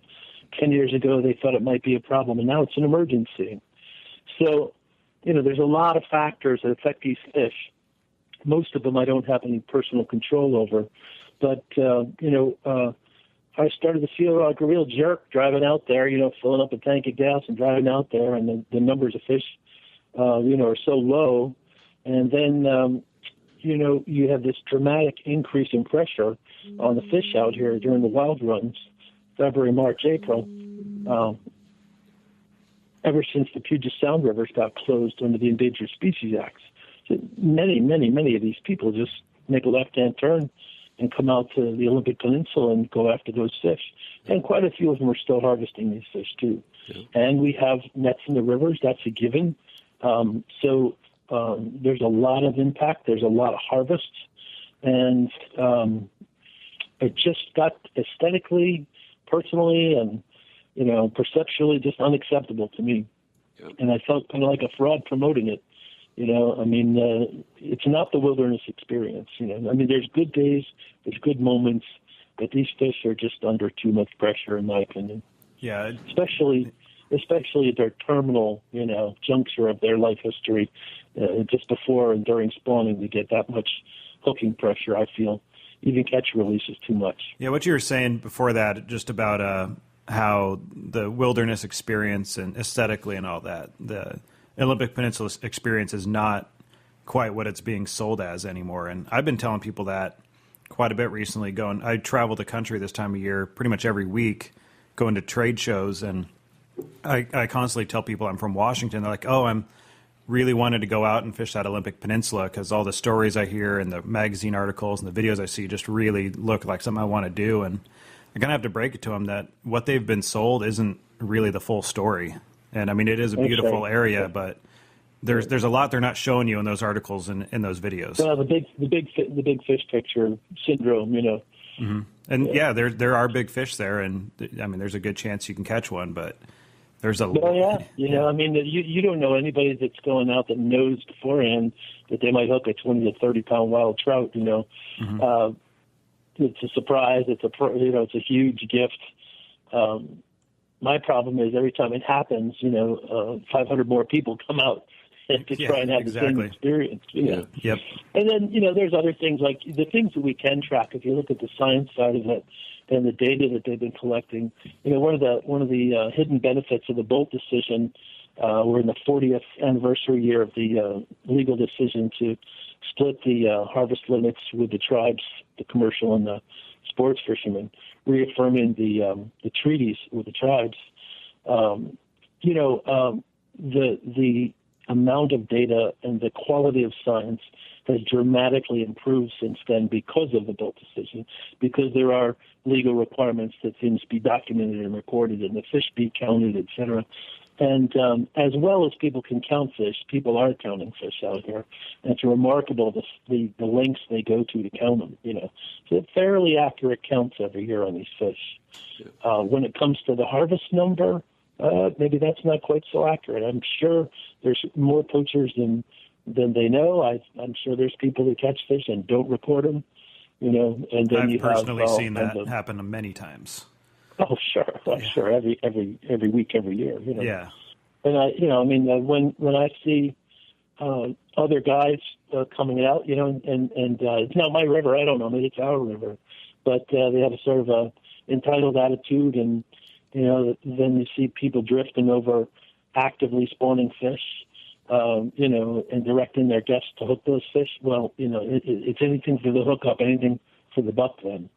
And, ultimately it doesn't matter how you catch that fish, whether it's on a barbless Siwash hook with a corky or, a spark plug and a piece of yarn or, a spade fly. The impact on the fish is going to be the same thing. Yeah. And another thing I see is that, spade fishing has become almost a cult-like, following. It's huge. And there's a lot of people that don't know how to play a big fish on a fly rod, much less a really big, long fly rod. Thank you. And so those fish tend to get seriously overplayed, overworked, and overhandled. Yeah, I hear from guys all the time brag about just the amount of time it took them to land a fish. Like, I fought him for a half hour, and you did it wrong if that's how long it took you. I mean, that steelhead shouldn't take you more than a few minutes.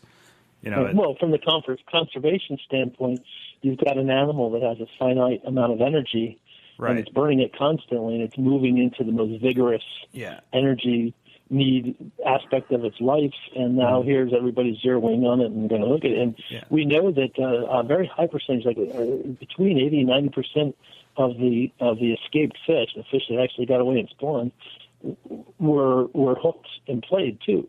Yeah, especially on the hoe, I think those numbers match up pretty right. And it's startling, and then once again the hoe fails its escapement goal, and that it's just added insult to injury. But last year was a particularly tough year for the Hoe River. I mean, a lot of runs of fish did poorly, and the hoes had a long history of failing escapements. It's not something new, and the escapement numbers are not generous. There's proof that the escapement goals were lowered.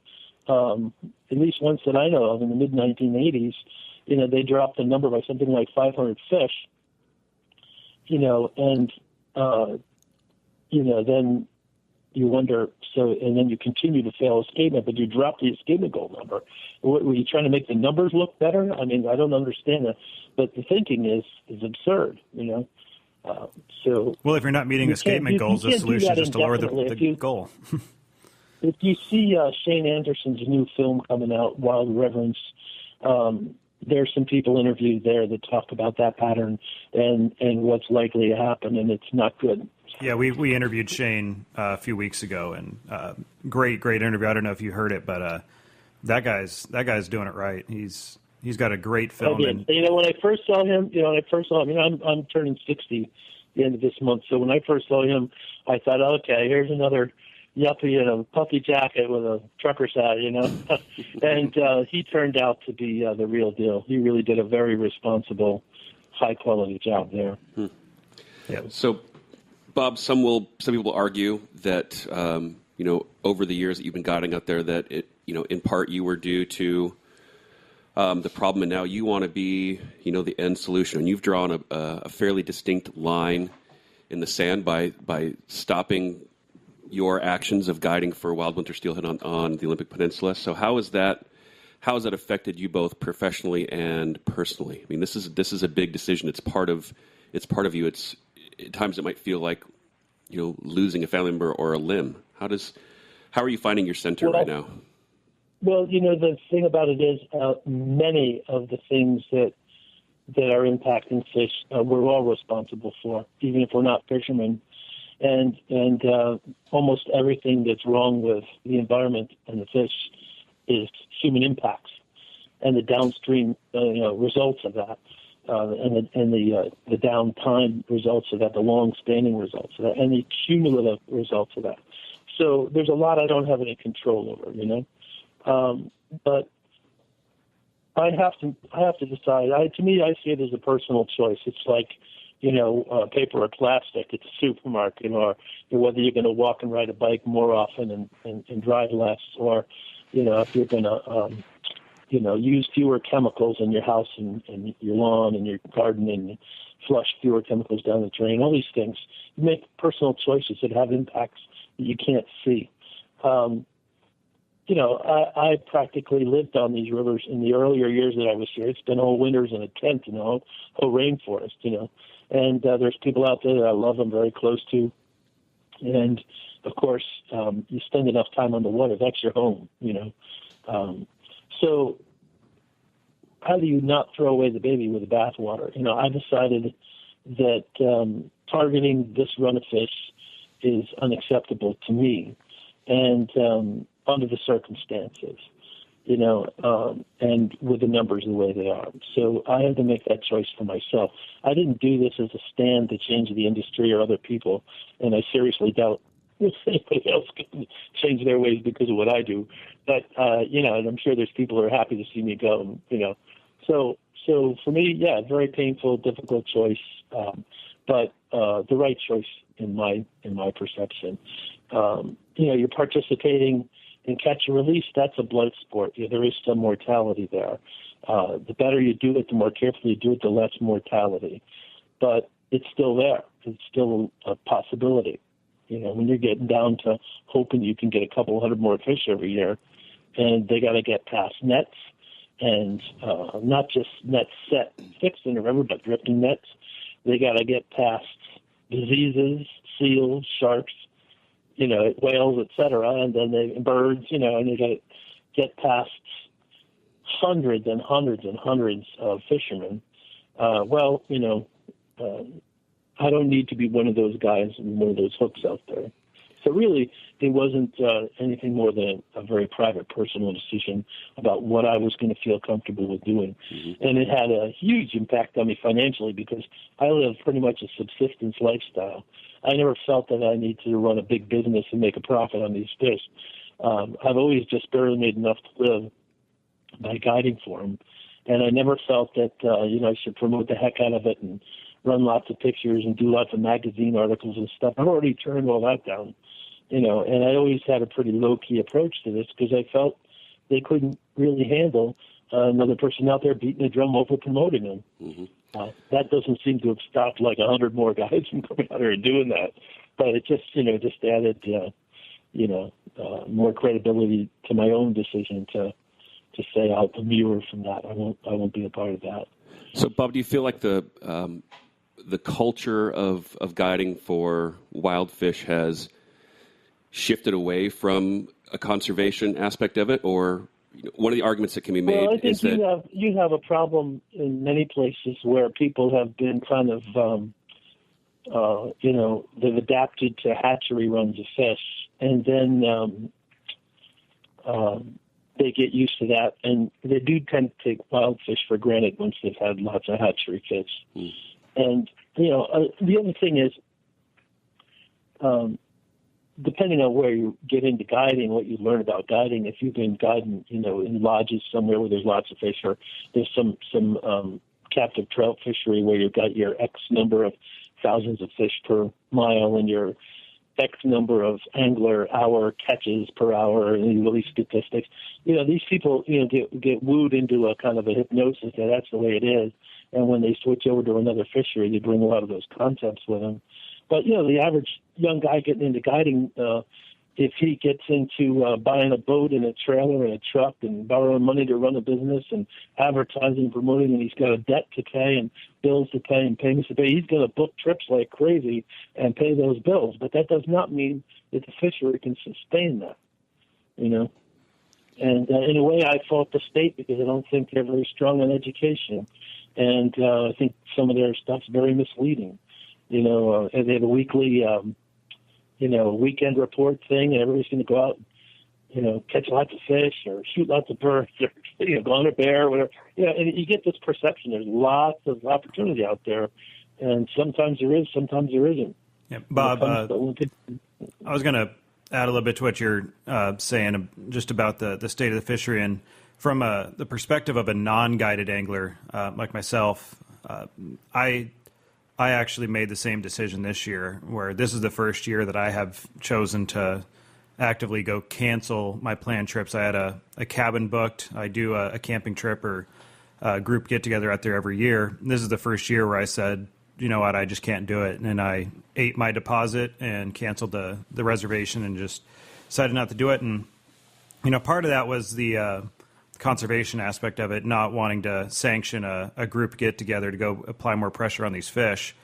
But another was, the last couple of years I've been out there as a non-guided angler, it's really hard. It's a competition almost to get out there and have a chance at a fish. Like the chance of getting a fish on a swung fly, if that's your chosen method, is pretty slim when you have a boat coming through the run every 5 minutes, and when you're fishing behind that many other boats, fishing on the go and fishing every piece of holding water. It turned into an experience that wasn't worth spending several $100s in gas and travel expenses to go make it happen. So as a non-guided angler, I think my experience is kind of lining up with yours in a lot of ways. And I think Ian here can attest to it too. He's been out there several years. And Ian, how many fish have you caught in all your outings out there? 0. So, it's a competition, and when Ian poses no threat at all. Right. So when you're I'm not part of the problem. Yeah, when you're a non-guided angler and going out there and you're not out on the water every day and really dialed in, the chances of you being able to have the success is pretty low. And even if you're not after the success, you're not getting that wilderness experience that often makes up for the lack of success, because you're sharing the water with a boat coming through every 5 minutes, or 20 trailers at a boat launch, So it's sadly the reaction to that for many people is to go higher up on the watersheds and where they're spawning later in the year, which you can encounter more spawning fish later in the year, or to go to more remote, smaller watersheds that actually may be more fragile, right? Like the upper Queets and the upper Quinault, fragile ones of fish there too. Yeah. So I personally have just kind of taken to, I'm gonna probably start trout fishing a lot more as one of them. I've been keep telling Derek that, but I do have two other steelhead fisheries that I can partake in this time of year that are not on the OP and are very unpressured, but it's a lot of money to get to them. But yeah, I think the OP, at least as it is right now, is not something I partake in. There are no other options. No, there are. There are no other options. Right. I must be mistaking. Yes. But yeah, so Bob, the thing about it out here is, we have nets in the rivers, right? And that is a given. So I could talk a lot about things that I have problems with that the tribes do, the way they do them, etc. Some of them which are more damaging, I think, than nets in the rivers. But that's a whole other conversation. What can I do about what I have control about today? Because the whole time I've been here, I've been listening to people bitch about the tribes. I've been hearing the tribes bitch about the fishermen, and that argument goes on endlessly. It means it's just not going to cover any ground or make any changes. Yep. And so you can only focus on what you can do, as an individual. Yeah. And then I think it's important to participate in the public process and scream bloody murder and write letters and show up at meetings. Make a podcast. Nice to show up on the internet. It's nice to talk on the internet, but if you don't show up at the meetings and you don't write letters and you don't stand up and scream, nothing will change. We agree. So, Bob, let's shift gears. And also, there's a hypnosis about being a fly fisherman. Fly fishing people tend to stick to themselves, and it becomes their world. And when you're in that world, it seems very big. And you look at an internet website, a big regional website, that's a big world. And you get this large consensus and thousands of people participating. But, a lot of times it's not thousands of people. It's maybe a couple hundred people, and they're participating over and over and over again. That's one thing. But compared to all the anglers in Washington, the fly fishing community is pretty small, Yep. Okay, Derek had a question for you here. Yeah, so the weather outside over there may be doomy and gloomy and gray, but there's, shifting gears a little bit, there's also another fishery that you're passionate about and you advocate for where you are, and that's for coastal cutthroat in the Sound. So what's going right there? Whenever I have people that call me and ask about trips, and if I'm not available or if they're asking for a specific thing, I always send them your direction for a walking trip on the beach. So what's going right with coastal cutthroat? That's also a population in the past that's had some issues and is now a more healthy fishery. So what's going right with coastal cutthroat, and what's one of your most memorable days on the water for those? That was one of the things I really wanted to do when I came out here, and it to me, was the ideal thing. Saltwater fishing and wild trout to me was just like the best of both worlds. And these fish are an endless fascination and an endless joy to chase, and you get everything from, day after day of nothing to a 20 fish day and everything in between. And, it's just every time you go, you learn something. I love it. And the history of these fish, they winded up down almost nothing. So I believe it was in 1997, they got a moratorium on harvesting these fish in salt water. But they continue to be harvested as trout in freshwater. And they continue to be harvested illegally in saltwater. And there are easily countless cases of bait fishermen on the beaches hooking them and yanking them off the hook and tossing them back in. And those fish don't make it. When a 12-inch trout takes a double sidewash hook in the head, he's got it done.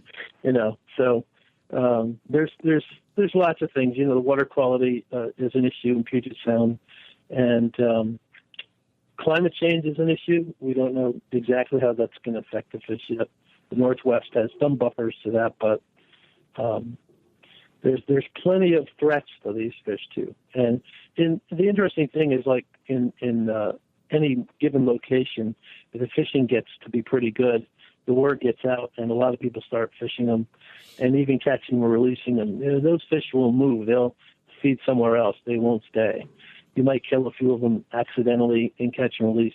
The rest of them are just going to go someplace else because they don't need to get caught and hooked. And they will get spooky about hooks. You'll start noticing you're tying smaller and smaller flies, and lighter and lighter leaders. These are all an indication that the fish have become selective. And, so that can happen. So you're known for your lunches on the water, and that's the one thing that I've always thought has been,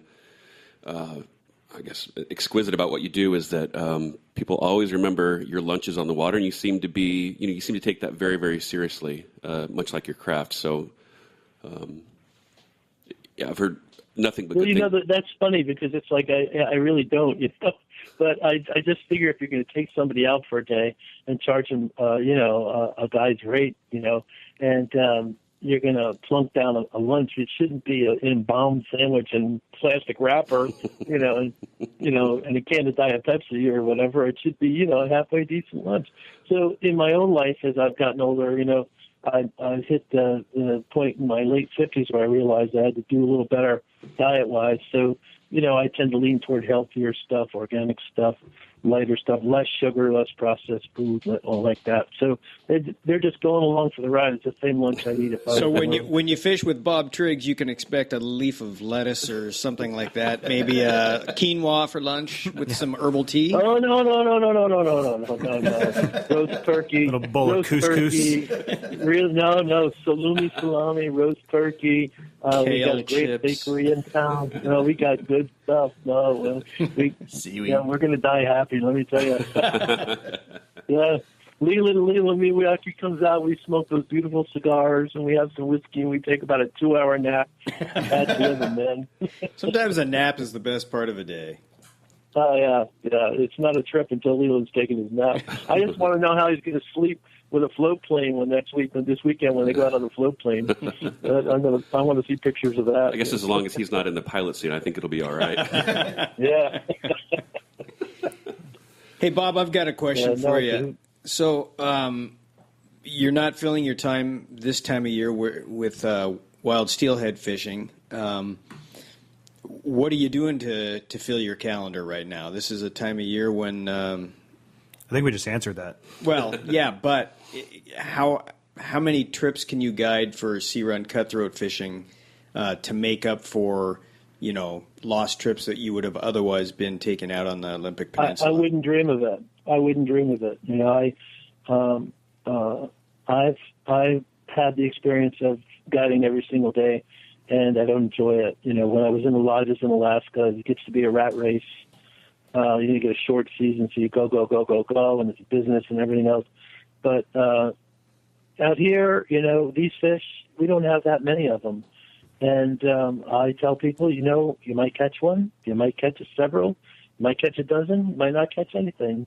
And so that weeds out about half the callers right there because they've been reading the magazines and they want to catch lots of fish. Mm-hmm. And the ones that come have a realistic expectation, they have a good time no matter what. We catch a lot of beautiful fish, last fall we caught the biggest cutthroat I've ever seen, sea-run cutthroat anyway. So I don't have the attitude that I'm going to make up for lost money by booking more cutthroat trips. I'm definitely not going to do that. If I do a couple of trips, 2-3 trips in a week, maybe 4, that's about it. Like every other or third day, that's fine. We don't have the kind of fishery that can handle me hammering away at it. You've also had other guides here come and go, and there's some new ones, and they bring in the shops come. They have classes. They walk down the beach with 4, 6, 8 guys, and that adds more pressure there because those people come back, So the phenomenon of people guiding on the beaches for cutthroat has actually grown in the time I've been here, and there's a lot of new ones, and they hit it pretty hard. So these fish can't really stand getting hooked and released constantly. It'll ruin the fishery. Yeah. So I've sort of years ago told myself maybe 3-4 trips at most. That's it. Bob, we do other stuff. We go do the streams. We run around and just fish. In East Jefferson County, we fish anywhere from all along the North Coast. There's some good cutthroat fishing in little spots. All the way down to the bottom of Hood Canal. Mm-hmm. So I try to get down to South Sound and Hood Canal in the fall. Late season's really good down there. Last September, I had the best cutthroat season I've ever had, and I never had to go away from home. We stayed right around Port Townsend and Marrowstone Island and north end of Hood Canal, and I couldn't keep up with it. We had fish everywhere. It was great. Bob, one of the things that we're seeing in terms of another trend here in Washington is an increased, level of attention to what guides are doing on the water and qualifications to be a guide. In the most recent past, up until this year, if you wanted to guide in Washington, all you had to do was send in a check, and you got a sticker on your boat that said that you could guide. This year, the state's requiring business licenses, proof of insurance, first aid, CPR training. I know there's one other aspect in there as well. Oh, a UBI, I guess, when you have your business license. But right. It's pretty minimal requirements. Still pretty minimal, yeah. Yeah. For many, many years, right up until recently, Alaska didn't have any requirements, and then I think they went to first aid, CPR, and $100. in a lot of, didn't even have a fee for years. Yeah, they didn't even have a fee. So but I think it was Washington did kind of the minimal thing. It was nice, but I don't think it's really going to do a lot to improve the quality of the guide industry. It's a couple of little hoops to jump through, but nothing spectacular. So I think they could have. I'm sorry. It's okay. Go ahead. No, I'm sorry. No, Sorry? really, it was my bad. Ian, shut up!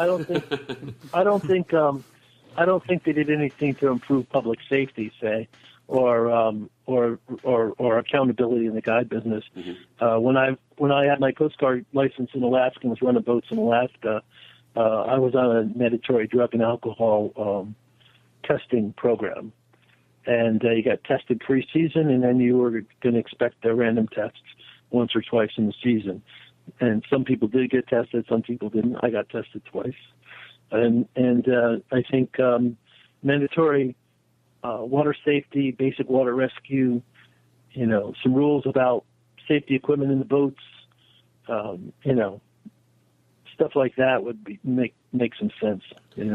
One of the hallmarks, I think, of people that are really passionate about guiding and love guiding is that it's there's a sense of individuality, and what you have to share is what you're trying to influence the guest you have for that day about the fish, the fish in your area, the fishery, the environment in your area. It becomes a very personal thing, and oftentimes the best guides are the ones that do a really, really good job of sharing that personal side of what they do and influencing others.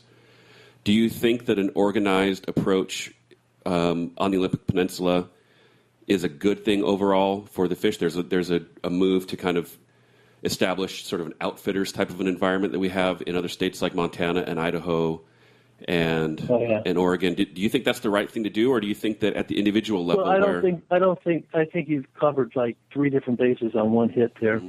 First of all, I think every guide should be somewhat of a naturalist and a teacher and be sharing something of that situation in the overall, environmental aspects, all of that should be a part of the day. But then to switch over to the outfitter thing, I know plenty of outfitters that are, they're a bunch of yahoos. There's no guarantee having an outfit life is going to make for a great day. But there is an effort out here by some guys who actually refer themselves as outfitters now to move in that direction, to have an outfitter's wall where if you're going to guide, you have to work for an outfitter.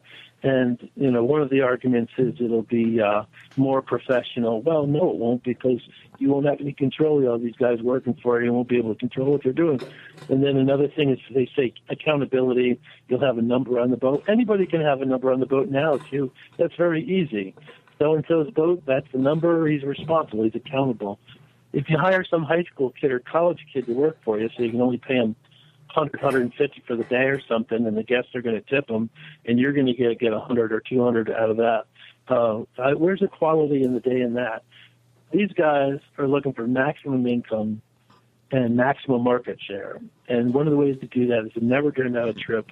Get these young guys working for them, get their friends working for them, and whether or not there's any accountability for, federal tax status or employment status or labor industries protection or any of those stuff is a whole other discussion. But in the end, it's maximum impact and pressure on the fish. So it's the exact opposite of what I feel a guide ought to do. But that's already happening, and I hate to see that happen in Washington.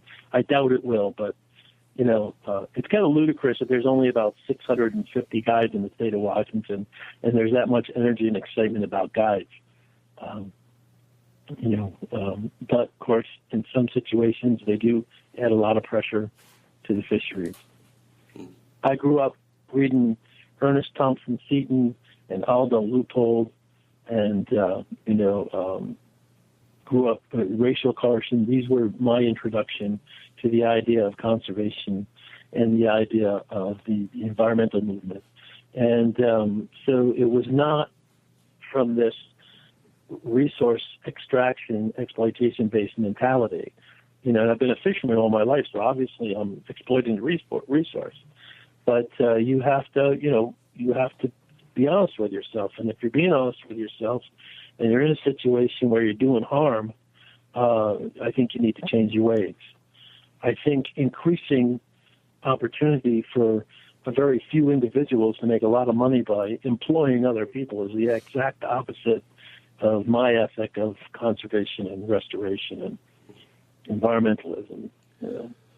Well, I think that, again, the decision you've made to, a very deeply personal one, to stop guiding for wild winter steelhead on the Olympic Peninsula is, I think it's going to have a bigger ripple effect than I think that you feel. And if it was me making the same decision based off of the factors that you've said you've considered, I would stand pretty tall with that decision and hopefully be able to rely on my ability to deflect that and still move forward, as well as support from people around me. So I say thank you. I think it's admirable, and I think you're a hero. So, indeed. All right, Bob. Well, we're gonna go ahead and wrap this up. We want to thank you a ton for coming on board. Did anybody else have anything they wanted to say before we split? No. I enjoyed listening to it. Is what I got a free listen. Yeah, it's made me think. That's rare. Yeah. Are you paying that guy? Journeyman's wages. Journeyman. No, every year for the last few years, I've gone out and made one late season trip to the OP. And well, how do you feel about that now, Kirk? Well, that's exactly what I'm getting at. Is that my trip this year is planned with a couple other buddies. It's a do-it-yourself trip, and I'm not really keen on going. And it's because of Bob. His actions has just made me blame think. it on Bob. No, I wouldn't. Thanks a lot, Bob. Not going to blame Bob. Yeah, Not blaming Bob. Right. No, it's made me think. And quite frankly, last year we went out and we fished 3 days and nobody in our group of four even touched a fish. That means that there's not many fish and they're getting a lot of pressure. So, well, it's not just that. It depends on your method. The more aggressively you fish, the more likely you are to hook up. And if you fish very aggressively, with very aggressive methods, you can have multiple hookup days. That doesn't mean there's more fish. That just means you're more aggressive. Yeah. Yeah. So, a minimalist approach. If you've gotten to the point where all you're doing is old school swung fly, salmon fly swing, and you're not hooking up, and that tells you, something's wrong. Yeah. Yeah. Bob, it's not your method, it's the fishery. Yeah. We want people to have an opportunity to experience a day with you firsthand and to hear from you and to learn the lessons that you have to teach. How do our listeners get a hold of you if they want to spend a day with you on the water? And how can they further this conversation with you? Well, my email address is littlestoneflyfisher@mail.com. And what mail.com? At littlestoneflyfisher@mail.com. Just mail.com, not and Gmail or Hotmail? Mail.com. Oh. No. Is that a M-A-L-E or is it an M-A-L-E? This is what happens when you sit down talking. We've had some whiskey in our coffee this morning, Bob. My blog page is olympicpeninsulaflyfishing.blogspot.com. Awesome. All right, Bob, we're going to let you go. Thanks again for coming on board and telling us your story. Yeah, thank you. I'll never live this down. No. We're not that famous. Don't Thanks, guys. Don't go writing checks yet. Yeah. All right, Bob. Have a Bye-bye. great day. Thanks, Bob. Send money. Bye-bye. Cool. Yeah. So, yeah, I mean, a lot of what he was saying through the whole thing, I mean, I was kind of hitting close to home for me. And it's really hard for me because, I mean, I got friends that guide out there and run a pretty good operation, and I feel, as a friend, it's kind of, it's not good for me to go on and talk about the fishery the way I do publicly, but it's kind of been a long time coming. The last couple of years in a row, I've been on the verge of throwing in the towel, and my throwing in the towel on it this year hasn't necessarily been so much as to make a statement as it has been I'm just not really feeling it anymore. For as much money as I spend to make a trip out there with the gas and the ferry rides and everything else that goes into it, I mean, it gets pretty expensive, and the experience that I get at the end of it isn't really worth it, I guess. And that's kind of been what's been motivating me, and I've seen a significant decline in the quality of the fishery, not just from numbers of fish, because that's been roughly the same the last 4 or 5 years, kind of up and down here and there, but roughly the same. But man, the number of anglers is just exploded.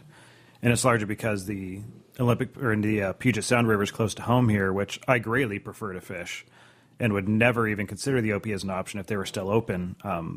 Since they closed those, all that traffic, like Bob said, is diverted over there, and it shows in a big way. And you get a lot of guides and traffic coming from Oregon and Idaho and Montana. A lot of the guys that guide during the summer in Montana are also coming out here to guide during the winter because it's the closest fishery for them to do. So, man, it's turned into a pretty big deal. And, and when I travel the country for these shows, like I was saying, I see and hear a lot of people talking about just getting really hyped about the Olympic Peninsula because all they've seen is those videos and those magazine articles and everything that really are only telling part of the story. So, yeah. Get the rest of the story right here. At the Open Fly. Open Fly podcast. Yes. Anybody else have anything to add to? I think just in closing, it's interesting because a lot of the things that are happening on the Olympic Peninsula that are all part of the ecosystem. I mean, the Elwha came down, Klein's Canyon came down, the success story there and how it's improving the fishery. It's a draw. I mean, people want to go and see that. Absolutely. And fishing there has been kind of one of the end goals. Take down the dams, restore the wild fish populations. Yeah, it's a destination otherwise. Potentially there will be a fishery there again at some point, so that's like a bright spot on the peninsula. I was looking at pictures of the Elwha this morning, those pictures that went up of where the lake used to be in. It's looking good. I'm pretty excited to fish it, in a decade or so. Yeah. There's a Wild Olympics campaign that's established there that's trying to address the issues of harvesting, logging, and if it's not wild fish over there and dams, it's logging. It's basically the perfect storm. Well, we got vampires too. Vampires. Don't. I thought we weren't gonna. I thought they've kind of that shop burned down actually. The vampire store burned down. Well, yeah, but they still have the tour buses and. okay. You got to feel. said, I kind of feel bad for these people, but at the same time I don't because they're stupid. The parents are like... Town of Forks now is no longer sponsoring us. No, I'm talking about, seeing like the mom and dad that flew across the country with their 14-year-old daughter to take them to Forks because the Twilight books took place there, and then they get to Forks and they're like, wow. Yeah. You mean that this story took place in a depressed piece of crap logging town? And very little of it was actually filmed there. I don't think any of it was. Yeah. I did like the shot of the Columbia Gorge in that movie, though. Yeah, I mean, they make it seem like the little pieces of the movie that I've seen, it makes it seem like it's in this like amazing mountain setting with like huge trees. And like, if you go to the town of Forks, like everything within a 10, 20 mile radius is logged. It's kind of out in the flats. There's a whole section of our listening audience, all 10 of them, that have no idea what we're talking about right now. So Twilight is it's a great love story, though. It's an inexplicable phenomenon amongst 13 to 14-year-old girls. Story about vampires, and it takes place in Forks. You can rent it on DVD. Over and over and over. Yeah. So, but you should rather just be downloading our podcast instead of wasting your time with that business. That's right. Yep. So, all right. Anybody else we can offend while we're ready for a wrap up the show? Well, let's see. We ran off Land Rover as a sponsor. The town of Forks. Stupid parents from across the country. Stupid parent. Twilight the movie. They're out. I mean, people are pulling the plug left and right. This is a sinking ship. Yeah. Past Suburban. Yeah. Now, I got some rye whiskey up there from the local distillery. We can pass around. Yes, I see that. Pick I've that been up. eyeballing that thing since I've been drinking a lot of rye whiskey lately. It tastes pretty good. Yeah, that's a good one. Fill up your coffee with it. I don't have any coffee left. I'll have to fix that. Anyway. So, all right. I think that's a full bottle of whiskey. That's why. No, it's full right now. I just opened that a couple days ago, so we'll make it less full. Doesn't look like it's been opened yet. It has. Sort of. He just puts his finger over the lid and does a little dab. I behind the ears. smell the cork. Great. He uses it as cologne. Cork smeller. Yeah. Yeah. Smelling the cork from a whiskey bottle is a little more intense than smelling the cork from a wine bottle. I learned it stings the nostrils. Not that there's anything wrong with that. Yeah. No, I mean if that does it for you, then by all means. I mean, we're not gonna pull the plug on that segment of our audience. You can still send us money.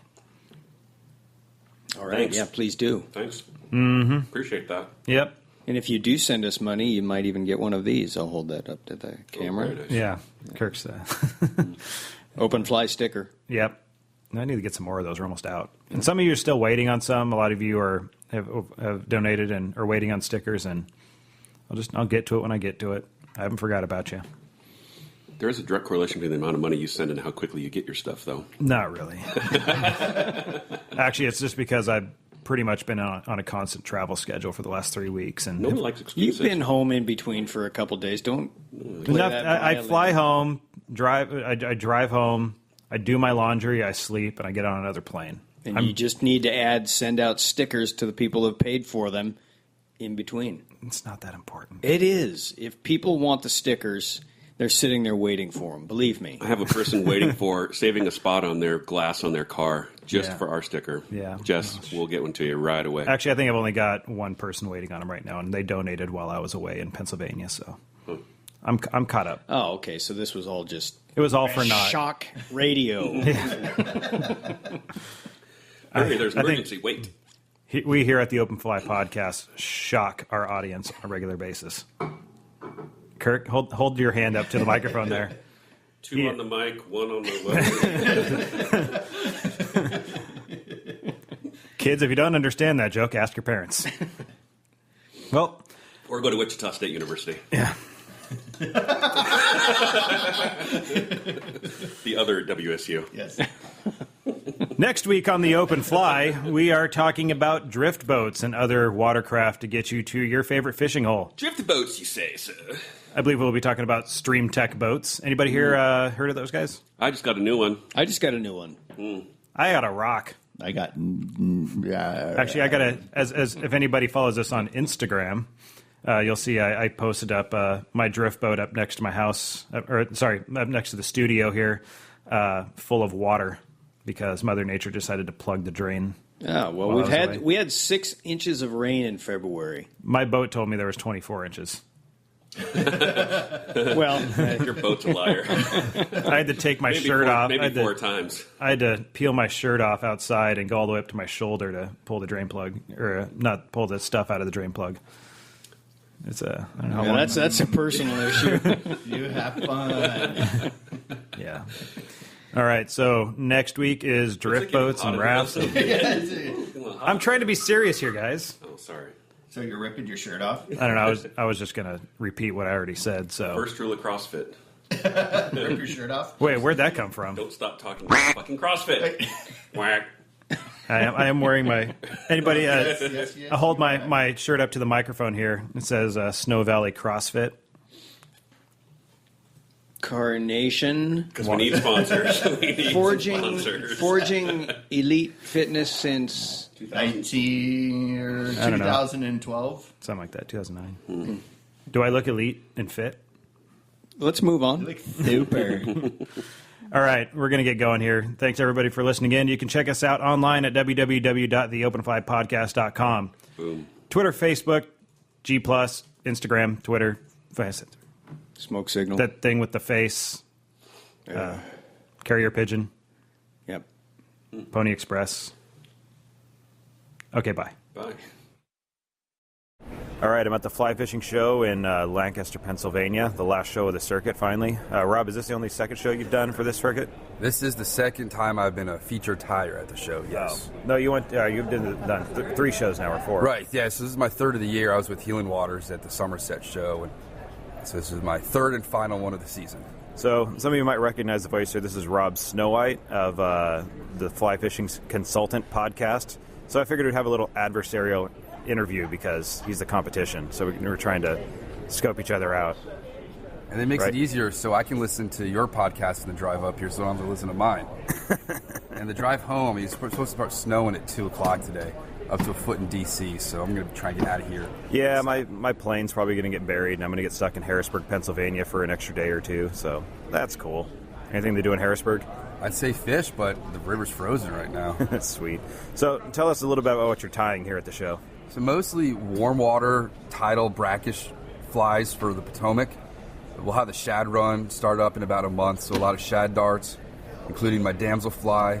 And then once the shad start rolling, the snakeheads will wake up. They don't feed right when they wake up. They're spawning, so getting my snakehead flies prepared for when the snakeheads start to feed, and that's about the same time the gar start to come in to spawn.